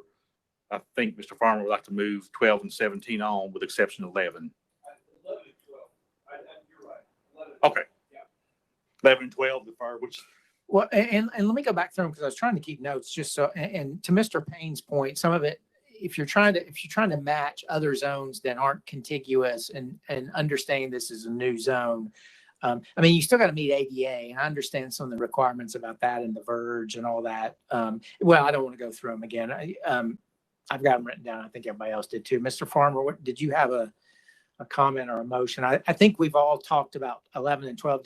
Did you confer just to get some information? I mean, I think we're trying to be as judicious as we can, but also understanding that it was a new zone, but making sure that we're doing everything appropriately. So I think it would be helpful to kind of give some context to why we're asking for the street atlas removal, and also, which is number 12, and then also why we're asking for those new street standards, which is number 11. If you don't mind. Sure. No, go ahead. So the street atlas is a product of the original master planning process, and it was essentially part of the master planning document that then got codified in kind of a strange turn, because, talking about consistency with the code, this is not like anything that is in any form-based code, especially our own. There's not this level of prescriptive detail onto what the streets need to look like in any other form-based code that I've ever seen. This street atlas takes our streets and designs them down to the foot of, you need this much sidewalk, this much verge, this much tree pit, et cetera, et cetera. There's places where the street atlas actually conflicts with other parts of the code, like where are the tree pits? Are they included in the pedestrian clear zone or not? And it has been a consistent issue in the review process. There has been a lot of confusion a lot of conversation with the city, both with Sarah and with Brandon Sutton at CDOT, trying to figure out how to work with this. It's so prescriptive and so cumbersome. It's almost unworkable. And so that's really why we're asking to remove it.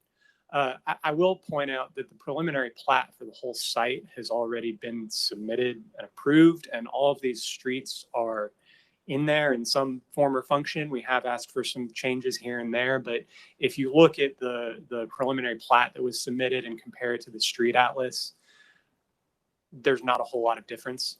I also would like to point out that, I'm sorry, I lost my train of thought. I'd like to point out there's a couple areas where it conflicts with fire safety. We've already had to make some changes for Michael Wright to make the streets wider and things like that. Again, not matching up with the street atlas that we have. So again, it's just a very cumbersome tool that has not provided the amount of flexibility that's needed in an engineering design process on a site this large. Speaking to number 11, that was kind of our way of ensuring that the pedestrian first nature of the site that is designed into the street atlas remains in the Bend context area. We really want to limit the number of vehicular lanes and the size of those vehicular lanes in order to maintain that pedestrian first aspect. So we wanted to keep some form of that codified, even if it's not the incredibly prescriptive street atlas that goes through each street one by one and lays them all out by the foot. Okay. I'll yield to any commissioner that has any questions for staff, applicant, Sarah, or any of the above on really, I mean, it appears we have a couple that we're a little bit uncomfortable with from a staff perspective and understanding, Commissioner Anderson's point. And then some that we, obviously some we've already passed, and some that we feel relatively comfortable with, the Bend being its own context. So yes. No, sir, we do not have a motion. We do. You have, I think, What? Mr. Farmer. Everything but 11 and 12? Was that your motion? Oh, well then we're discussing that motion then.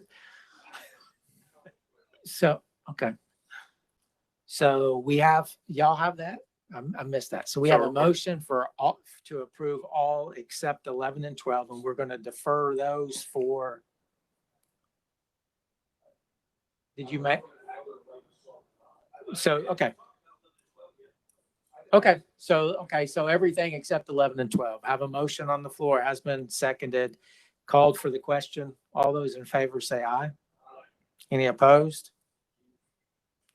One recusal. Okay. Mr. Farmer.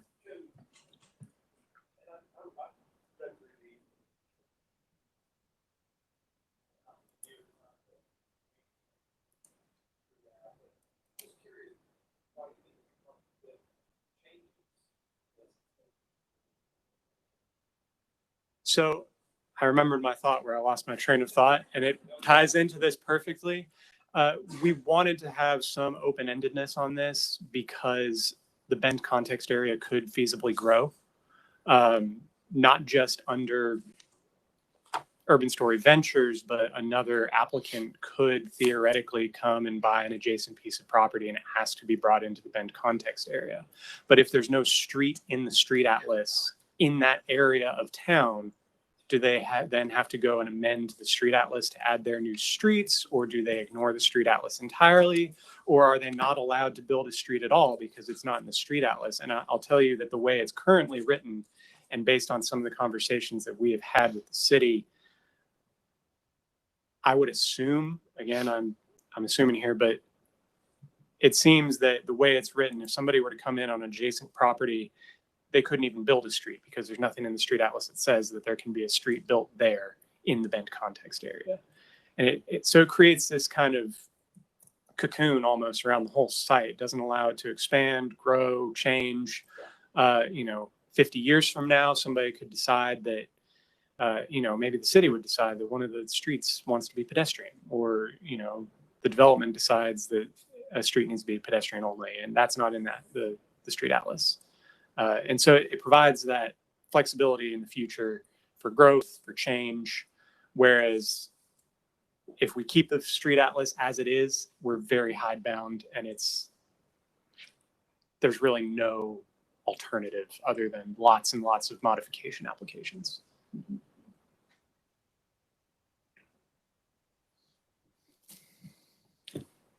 Oh, yeah, go ahead. Insurance. I just want to say that point's well taken, but if this is adopted by ordinance, it's not very difficult to change it. The city council just changes it. So a street atlas can be amended at any time by ordinance if it's adopted by ordinance. So 50 years from now, if we wanted to change it, Darren will still be on the council then. If he can get 4 friends, it'll change. I would think that this is about not 50 years from now, but the whole point of this in my mind would be, this is a fantastic development and good for the city. And hopefully it's a catalyst for future growth. And I would think we would want to encourage, and foster this idea of this project down here. I just don't understand. In my mind, I don't understand why the whole point of this, in my view, would be to create flexibility for them so that they can have the kind of development that we already passed and said we wanted. This is a spectacular development. I think we need to make it as easy for them to move forward as possible without having to go through multiple amendment meetings with the city. That's my 2 cents. Thank you. Karen? And that's been our discussion. And we do think there should be some flexibility, but we also have a public street network that the private streets would be connecting to. And then if someone else rezone property, we have private street network and a public street network. We do want to have streets that connect, and we want to have, transit corridors, and we want to have, bike lanes that connect to bike lanes. So it's just a little bit more complex because these are all private streets, yet we have a public street network and a public transportation system, and this could grow, and then someone could chip off an edge and do a little bit more of a bend. And what does their street network look like? So it is a balance, but we're trying to balance the flexibility. And we agree that this seems, what they have is very, is really limiting to them. But we also have a substantial public investment in our transportation systems, including our streets. And we just want to make sure that that's holistically looked at when we're adding this in, because someone conceivably, add a new zone, little piece at a time. And we just want to make sure we understand what the full network would look like. Because we are building a network here. It's just private streets connecting to the public street system. So we're trying to find a balance. Could I speak to that comment for just a moment? Yes, sir. Go ahead. In our thinking through this process, I understand that concern completely. Our question is, does that connectivity piece belong in the form-based code, or does it belong in another section of the review process? There's already other review processes in place during the preliminary plat, during the land disturbance permit. CDOT reviews all of the land disturbance permits. There's lots of other places where that kind of connectivity issue could be caught and addressed in another way without having to pre-approve to the foot every street that is built. And that was the reason, one of the reasons for the deferral, to have those discussions to see where this could be housed. Not necessarily the same standards, but some form of that standard. Where could that be? That was the reason for the deferral. Councilman Ledford. Thank you, Chairman. So what I'm hearing is there's some minute conversations within this. My question is, without delaying, can these conversations happen in the next 30 days? That Sarah's looking at me going, can this conversation happen in the next 30 days and ironed out before we get to council, or do we want to iron that out here? And if we're not, then we just need to put it to the vote for deferral, or someone needs to bring forth some sort of reason for us not to, I think. I'll speak. I would prefer us handle it here. Yeah. That way it's I'd easier to city council. I'd rather come to council if we can. nice and clean. That's with staff planning recommendation, I commission. guess, from me. Yeah. It's like, let us work it out. I'm not sure if it's 30, 60 days. I'm not sure what that is because we got to work with other partners too. So if I may, I'll go back to Mr. Byrd. On your sidebar, were you able to, is this going to have a major impact on if a 30-day deferral on these two items? It will have a scheduling impact. We currently have a land disturbance permit that has been submitted for this site that is kind of in limbo right now, trying to decide if this gets passed, then the review process becomes much more simple. Whereas if it doesn't pass, then we have to apply for all of our modifications and go through the alternative route to get to the same spot. So it will have a scheduling impact. We can work with it, but it will have a significant impact on So the my next question would be, if I can, because knowing a little bit about the band as I do and being on site, does this at all endanger progress on the band moving forward? We're hoping to start construction on the north end of the site as soon as possible. There was a So- reason we have moved this fast and this hard, and staff has done a fantastic job in doing that. Yes. And that's what one of my biggest concerns. And I'm seeing Mr. White stand up behind you. So I'm thinking he might want to give us a little bit more background information. Sure. Because I know for a fact, and excuse me, Mr. White, just that the or getting the approvals has been daunting Yes, sir. at best from the Yes, past sir. administration. And Yes, sir. I think to add to that, I think COVID, everybody's had challenging times. I know the city's short-staffed right now. I know a lot of us, we've submitted our land disturbance permit for phase 2. Correct me if I'm wrong. February of this year. February this year. So we currently have projects in the pipeline, and we've already been before the modifications board, and we foresee this as an issue. It will delay projects 100%. And, with the bend right now, we've been able to create during the middle of the pandemic, 715 jobs, over $180 million worth of investment with existing structures. We've already started phase 1 infrastructure, and these are problems that we've encountered, and we foresee the future holding us, as we do these projects, going back for the city and RPA with major modifications. And I just, we want to be conscious of that. And I think allowing us the flexibility to, to make this point, go down to a foot, that's pretty specific. So, and again, when we created this context area, it was, we hired Dover Cole and Partners, they were pretty drawings, right? Now we're actually building things. Now we're making things happen. And so, we need all these changes that you're seeing today are to the existing code are to allow us to do our jobs, is best to our abilities. And I'm sure we'll have other issues that arise too. And so really this flexibility takes a lot of pressure off the staff, from our opinion, and allows us to accomplish what we think at this juncture, helps us move forward. So, but to answer your question, yes, we do foresee it delaying things 100%. It has to this point, so history repeats itself. Was Amendment 11 and 12 the only two pieces that we didn't approve? That's correct. I move to approve 11 and 12. Okay. Have a motion to approve items 11 and 12. Has been seconded. Discussion on the motion. Plat. There's still a plat. I mean, it's just, right? This is the discussion. There's still a process. But the overall design, the plat, everything is still there. It's just all they're doing is just taking it out of that, right? Okay. Okay, have a motion and a second. Any other discussion? All those in favor say aye. Aye. Any opposed? One recusal. One recusal. Thank you. Now, we still have two more. You got to get me back on track. Two more. Two more items Doesn't get any related easier. to this. Doesn't get any easier. It doesn't? Okay. No. That's not true. You're not going anywhere till about 7 to 7:30.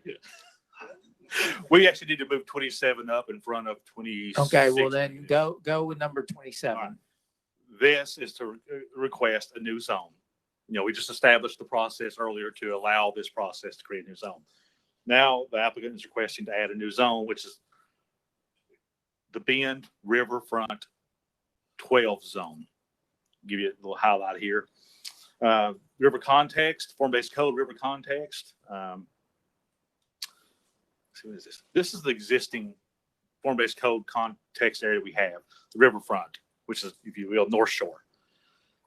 Priority is given to the pedestrians, and bicyclists, which is highlighted in red. The river context consists of medium to high intensity residential and tourist areas. Multifamily housing is the predominant use. Commercial activity is limited. In the built environment in this existing river context, zones can be up to 6 stories in height and typically have larger front setbacks than the downtown core context. Riverfront sites have deep riverfront setbacks. Limited in mixed use buildings. Building coverage is moderate to allow for open spaces and views to the river. These are some of the zones that are in that riverfront zone. You see it has a max of 6 stories or 85 feet. It has a minimum of 3 stories or 2 stories. Again, a max of 6 stories or 85 feet. It has a 100-foot setback from the river as measured from the floodway. It has large maximum setbacks. 0 is the minimum, but has a large setback of 30 foot. Permitted uses in this riverfront existing zone: multi-unit living, 5+, group living, civic, parks, daycare, bed and breakfast, hotel, motel, restaurants, and retail. Now, this is what's proposed by the applicant. This is proposed Bend Riverfront Zone, which is to be a new zoning designation of BR12. The intent of this zone is to accommodate a wide variety of uses and building types in a manner that addresses and maintains views to the river and reflects the history of the area. One of the first things that staff noticed is the maximum building height, 12 stories and 150-foot max. Minimum height is 1 story. Again, the max height is 12 stories and 150 foot. There is no river setback. And then if you look at the building setbacks, that maximum has been reduced to 10-foot max on A streets and 15-foot max on B streets. Permitted uses. This also adds single unit attached and multi-unit living up to 4.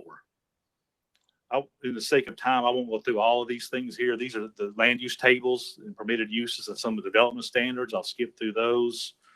This is the riverfront zone context that was supplied by the applicant. Won't go through that. But sort of getting to some of the why staff's recommended deny of this zone. The downtown plan. The downtown plan recommends future development in the downtown area include mixed uses, housing, density, historic resources, sustainability, and urban development forms. Building heights should be similar in height and configuration to neighboring buildings on the same block and side of the street. More specifically, the plan recommends that the downtown core supports maximum building heights of 200 feet or roughly 20 stories. And then that plan is highlighted in the red.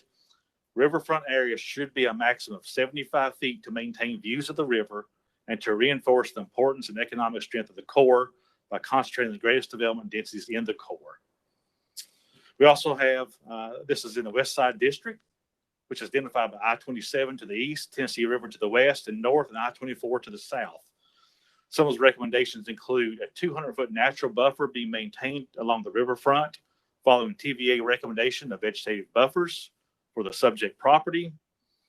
Some of these goals include preserving public access to the river and natural view sheds from the Riverwalk, was also identified in the West Side District of the downtown plan.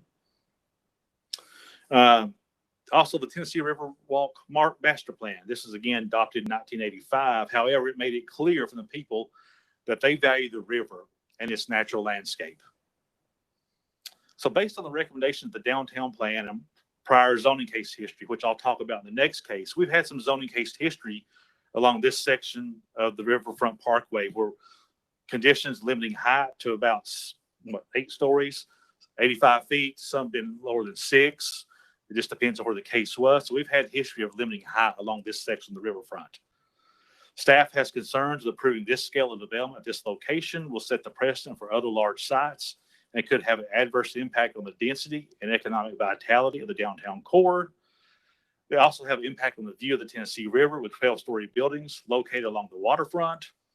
Staff does support proposed urban form, buildings built close to the street, parks, and a mix of uses for this location.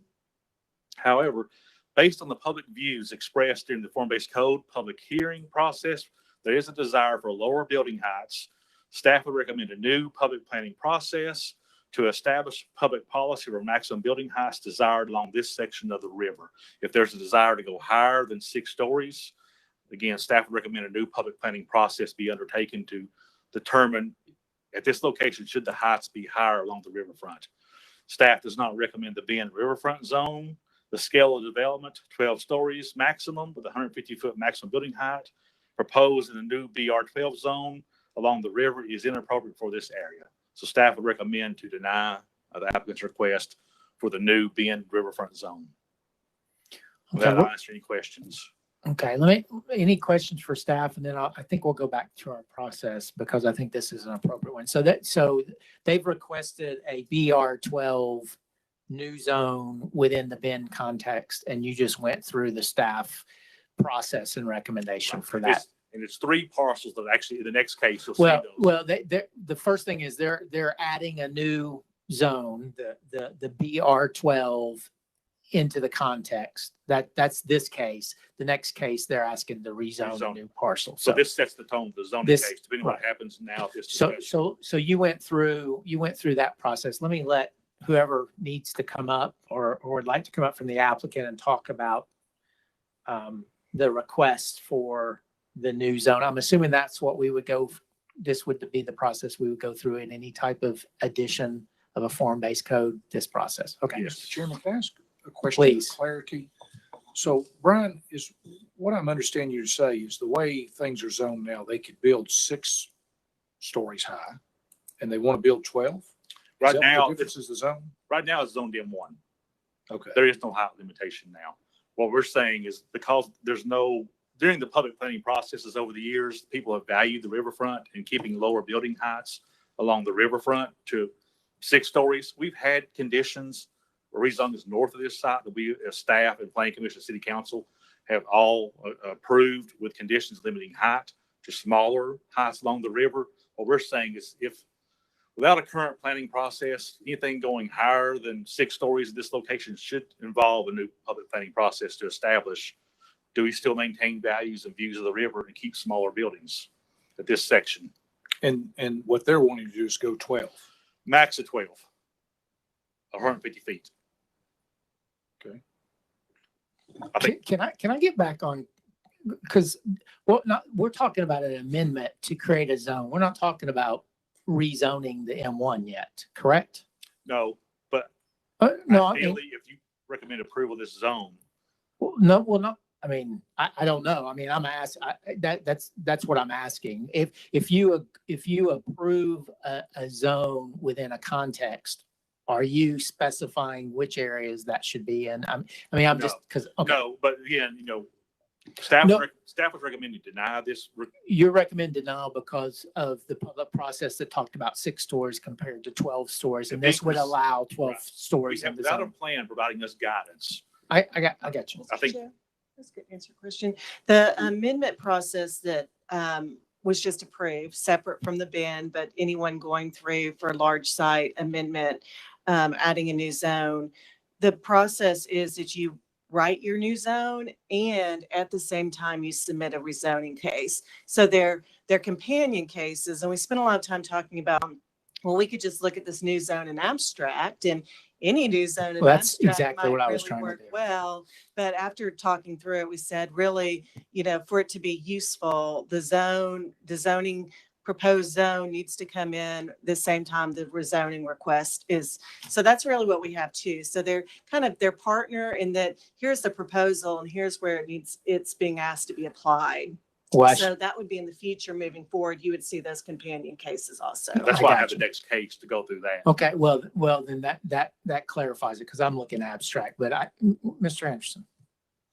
Thank you, Chairman. I don't know if this question is for Brian or Councilman Ledford may know the answer to this, but didn't City Council approve a 12-story building really close to this like 2 years ago? I wasn't on it. The voters were wise enough to toss me out, but about 2 years ago, I feel like there was a case where a 12-story building was approved very close to on the screen is the current Bend, the BCX 12. I know it's hard to see. In the Bend context, if you will, majority of that side is BCX 12. And then to the south is the BPK in the green. And then just south of that BPK is a BCX 20. Doesn't mean they'll go up to 20, but that's the maximum height they go up to. The parcels to the left of that, which are in the red, those are the 3 parcels they're requesting to rezone to this new BN riverfront zone. So that is directly abutting the river. Okay, but it's adjoining it. Yes, Okay. abutting. Thank But you. it's separated right now by a railroad right away, but it does abut. Sure. Okay. Thank you. But to your point about process, we're not looking at an abstract. They're proposing a zone and they're proposing it for this M1 rezoning. Which is the So- next case, what they're trying to Gotcha. go Okay. to. Okay. Let's go ahead and let the applicant, unless there's any more questions before, let's let the applicant talk. And then we'll go ahead. Brian, could you move forward? Do you have the proposed site plan that we submitted back right there? Perfect. Just leave that up and I'll get to it.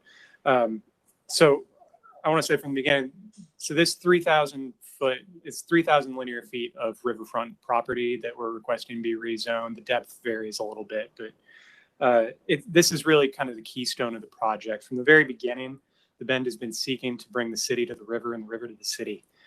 Really provide an active and vibrant riverfront in a way that, in a lot of parts of our riverfront, we don't necessarily have. There is a lot of park space, which is phenomenal. But there's currently only 2 restaurants on our entire riverfront, which is really odd for a city that is so close to a river. You see somewhere, usually you take advantage of these natural resources that you have. And you see that the restaurants that are on the riverfront are very successful and they're bringing in a lot of tax dollars, I'm assuming. And so what we're really trying to do with the creation of this new zone is to provide that highly activated, busy, industrious, fun place to go to enjoy the river, but not just to enjoy the river, but to enjoy the amenities that are along the river. And so when we created this zone, we looked at our current zoning, which is BCX 12. Like somebody mentioned, it currently allows up to 12 stories on the rest of the Bend. So that's what the rest of the Bend is zoned for, BCX 12. We also looked at the existing riverfront zone that exists elsewhere in the form-based code. And we tried to take the best of both worlds and combine those two to provide the best possible combination to activate the riverfront. A couple of things that really stood out from the existing riverfront zone that is in the current form-based code is that 100-foot setback from the river. That really hinders activation. If you have to walk 100 feet from wherever you're enjoying your dining experience or your shopping experience, and then the riverfront is 100 feet away from you, that really feels like a big gap. And it's fantastic for park space, and we're planning to have a lot of park space where you enjoy that kind of unhindered view. But in terms of activation, it's a really big hurdle. And continue on that, talking about views, the difference between a 6-story view and a 12-story view from the sidewalk is the same. If you're on the sidewalk and you have a 6-story building or a 12-story building, it doesn't matter. What matters to you is what is in that building. Can I enjoy it? What is the view out the window on the other side? And in terms of, I know earlier in the process, the staff brought up consistency between zones, talking how the zones should kind of flow together. So talking about that 12-story height that's in the rest of the zone, and then that huge step down to 6 seems like a pretty drastic change. Lastly, I want to mention, if you look at the plan that's in front of you, this is just a conceptual plan, so there are still a lot of details to work out. But in general, we have 2 fairly large sewer interceptors running through most of this site that provide a material hardship. We can't build on top of those. So in order to justify the amount of work that's being put into this to beautify this part of the riverfront, which is currently a Hamilton County maintenance shed for most of it on one side and a railroad on the other, you kind of get funneled between those 2 if you're on the Riverwalk. In order to justify that amount of work and money that's being put into to build this and beautify this part of the riverfront, we would rather have a couple clusters of taller buildings. Like you see on here, there's 3 clusters of buildings with park space in between, rather than trying to fit in smaller buildings in between those sewer lines as best we can, which would hinder your views if you're on Front Street, which is that street on the bottom of the page. If you're walking along Front Street and you look to your right, you would be seeing a 12-story building at most. You know, there's no hard plans for any of that yet. This is just maximum, but you would look to your right as you're walking along and you'd see a building, and then you would see park space, and then you'd see another building, providing this kind of interesting effect of multiple different uses as you walk along the riverfront, rather than seeing a continuous strip of 2 to 3 story buildings kind of nestled in those pockets as we can engineer them, essentially. I'm happy to answer any other questions about the details of this zone. Sure. And yeah, Ms. Sharon, go ahead. Questions? I wasn't going to ask a question. I was going to move this. Whatever, whichever. Any of the above. With certainly allowing my colleague to speak on this, as I know he wants to, I'd like to move approval of the applicant request for this item number 27 on the agenda, the amendment to the form-based code. I will second that, and thank you for that. Commissioner, we need to be all in. In 2019, I said this was a game changer right from this seat, and it is a game changer. I've seen it firsthand. And this is a really monumental moment for this city, for this planning commission, and moving this on to city council. I am very glad to be a part of this. I have gone down to the site. I've seen what they are able to accomplish so far. And this is the last piece of the puzzle. This was probably not expected to gain 3,000 linear feet. Far too long, we've had, I believe, this kind of look but don't touch to the Tennessee River. And now we're allowing people to go right down to the river. I mean, except for Ross's Landing. Restaurants. I've been on that water for 20 years. I've been on that river for 20 years, praying for some place to go, something to do, something that connects me to that river, the river back to me. Now we have that opportunity. So I think as a city, we're all in, and we need to be all in because we took that chance in 2019. It's paying off. Your company, Jimmy, is doing things I never thought we would see in Chattanooga by being bold, and I mean that. So with that, Chairman, I will second the motion and cease my comments. Motion to approve has been seconded. Any other discussion on the motion? The only thing I was going to say is that I know one of the things the staff was talking about was connectivity to the river, but right now there is none right there. This is connectivity to the river, right? This is, in my mind, this is what you're looking for. So, I mean, I think this checks all the boxes. Thank you. Any other? All those in favor say aye. Aye. Any opposed? Motion carries. Have one recusal. So go ahead. The next case, and maybe this is an easier. It's easy. I don't know that. 2021, 216. So that this would be to rezone this M1 that's outlined in red to the new BR12 zone we just approved. Correct. Move approval of the applicant's version. I have a very vocal motion and second. Any discussion on the motion? All those in favor say aye. Aye. Any opposed? One more recusal. Thank you all. I appreciate that. That was difficult to walk through, but I appreciate your walking through it with us. So thank you very much. Yeah, I would say staff really struggled on these, and we had a huge caseload. I think our staff, Emily, I want to thank Emily. She did a really good job this month. She does always a great job. Let me just say that if it's difficult up here, I know it's extremely difficult to even get the information. We had a lot this month, and she was able to get through all of it. So thank you. Yeah, and we have one more item. Well, yeah, we're not done yet. Y'all can make it quick. No. What time you got to do there? I thought we were here till 7 o'clock.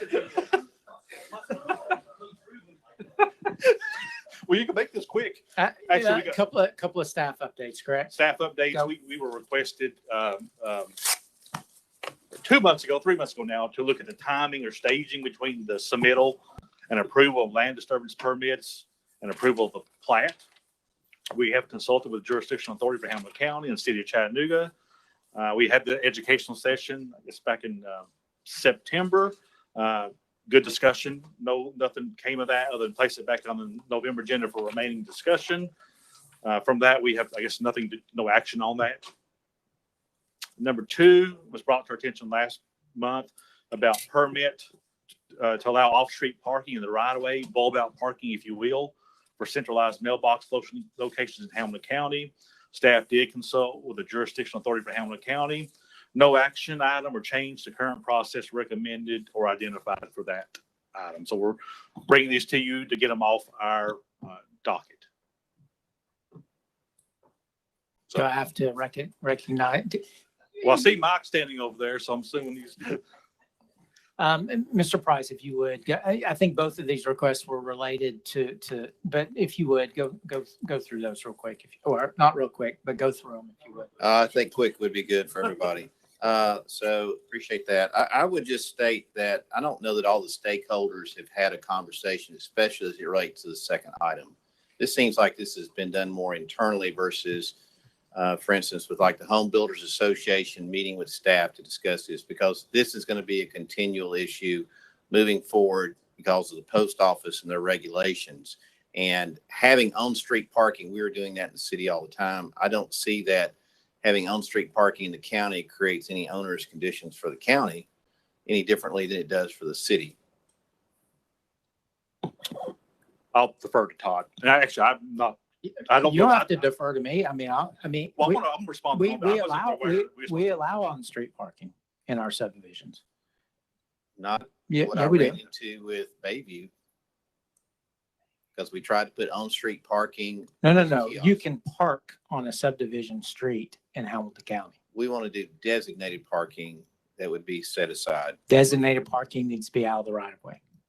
Okay. That's at least staff perspective. So, and I think they looked at some other jurisdictional. I'm not sure how many you looked at, but I don't think we're necessarily out of bounds. And I'll only say this, cities that, and I'll get killed up here, but maybe it's really late and people won't remember what I say. But I mean, cities have parking authorities. Cities do additional amenities. I will tell you that we allow on-street parking. And if you're going to do additional bump out parking or additional amenity parking, that needs to be off the right of way. That's at least our current stance. And I don't think we're that much out of bounds with some other, at least from a county perspective.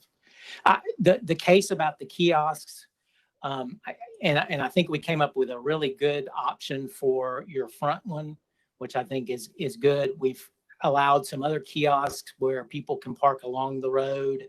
I think the one that particular project you were talking about in the back, I don't know why on a long section of road that people would not be able to park on the street to get people park on the street in subdivisions all the time. Yeah, I would just say that's not the safest of conditions. And I would just ask that staff and the Home Builders Association maybe meet to see if there can be a further discussion, because to my knowledge, there really hasn't been any discussion that I've had with anybody about it to come to this resolution today. I think at the last meeting, we said we take until December, look at the options, and we talked to Hamilton County. They did not want to move forward, so we brought it back this month just to say this is where we are. So, I mean, it is up to the Planning Commission if they want to take a different action. But at this point, we don't have a will. There's not a will of Hamilton County to move that forward. But but that's why we're here, because Planning Commission, we'd said December, we didn't need the time. So if there's another director from Planning Commission, we can do that. But that's why we reported back in November instead of December. I guess the ask is if the Planning Commission would consider directing that meeting to take place. If not, then I guess the county will be the outlier as it relates to that particular issue. I'm not sure we're the outliers, but we'll have a discussion. Okay. We'll have a discussion next 30 days. Oh, I'm still on. So any other comments from the public? Motion to adjourn. Well, most minutes. I tried, Barry. Yeah. Sorry. Minutes. Can I have a Motion to approve the minutes? Okay. Yeah. All those in I was trying to help. All those in favor of approving the minutes, say aye. Aye. We are Second. adjourned. Thank you. Talk. Congratulations to you, Mr. President. You're special. You're special. Huh? Well, good. Good. I know we voted for you. And,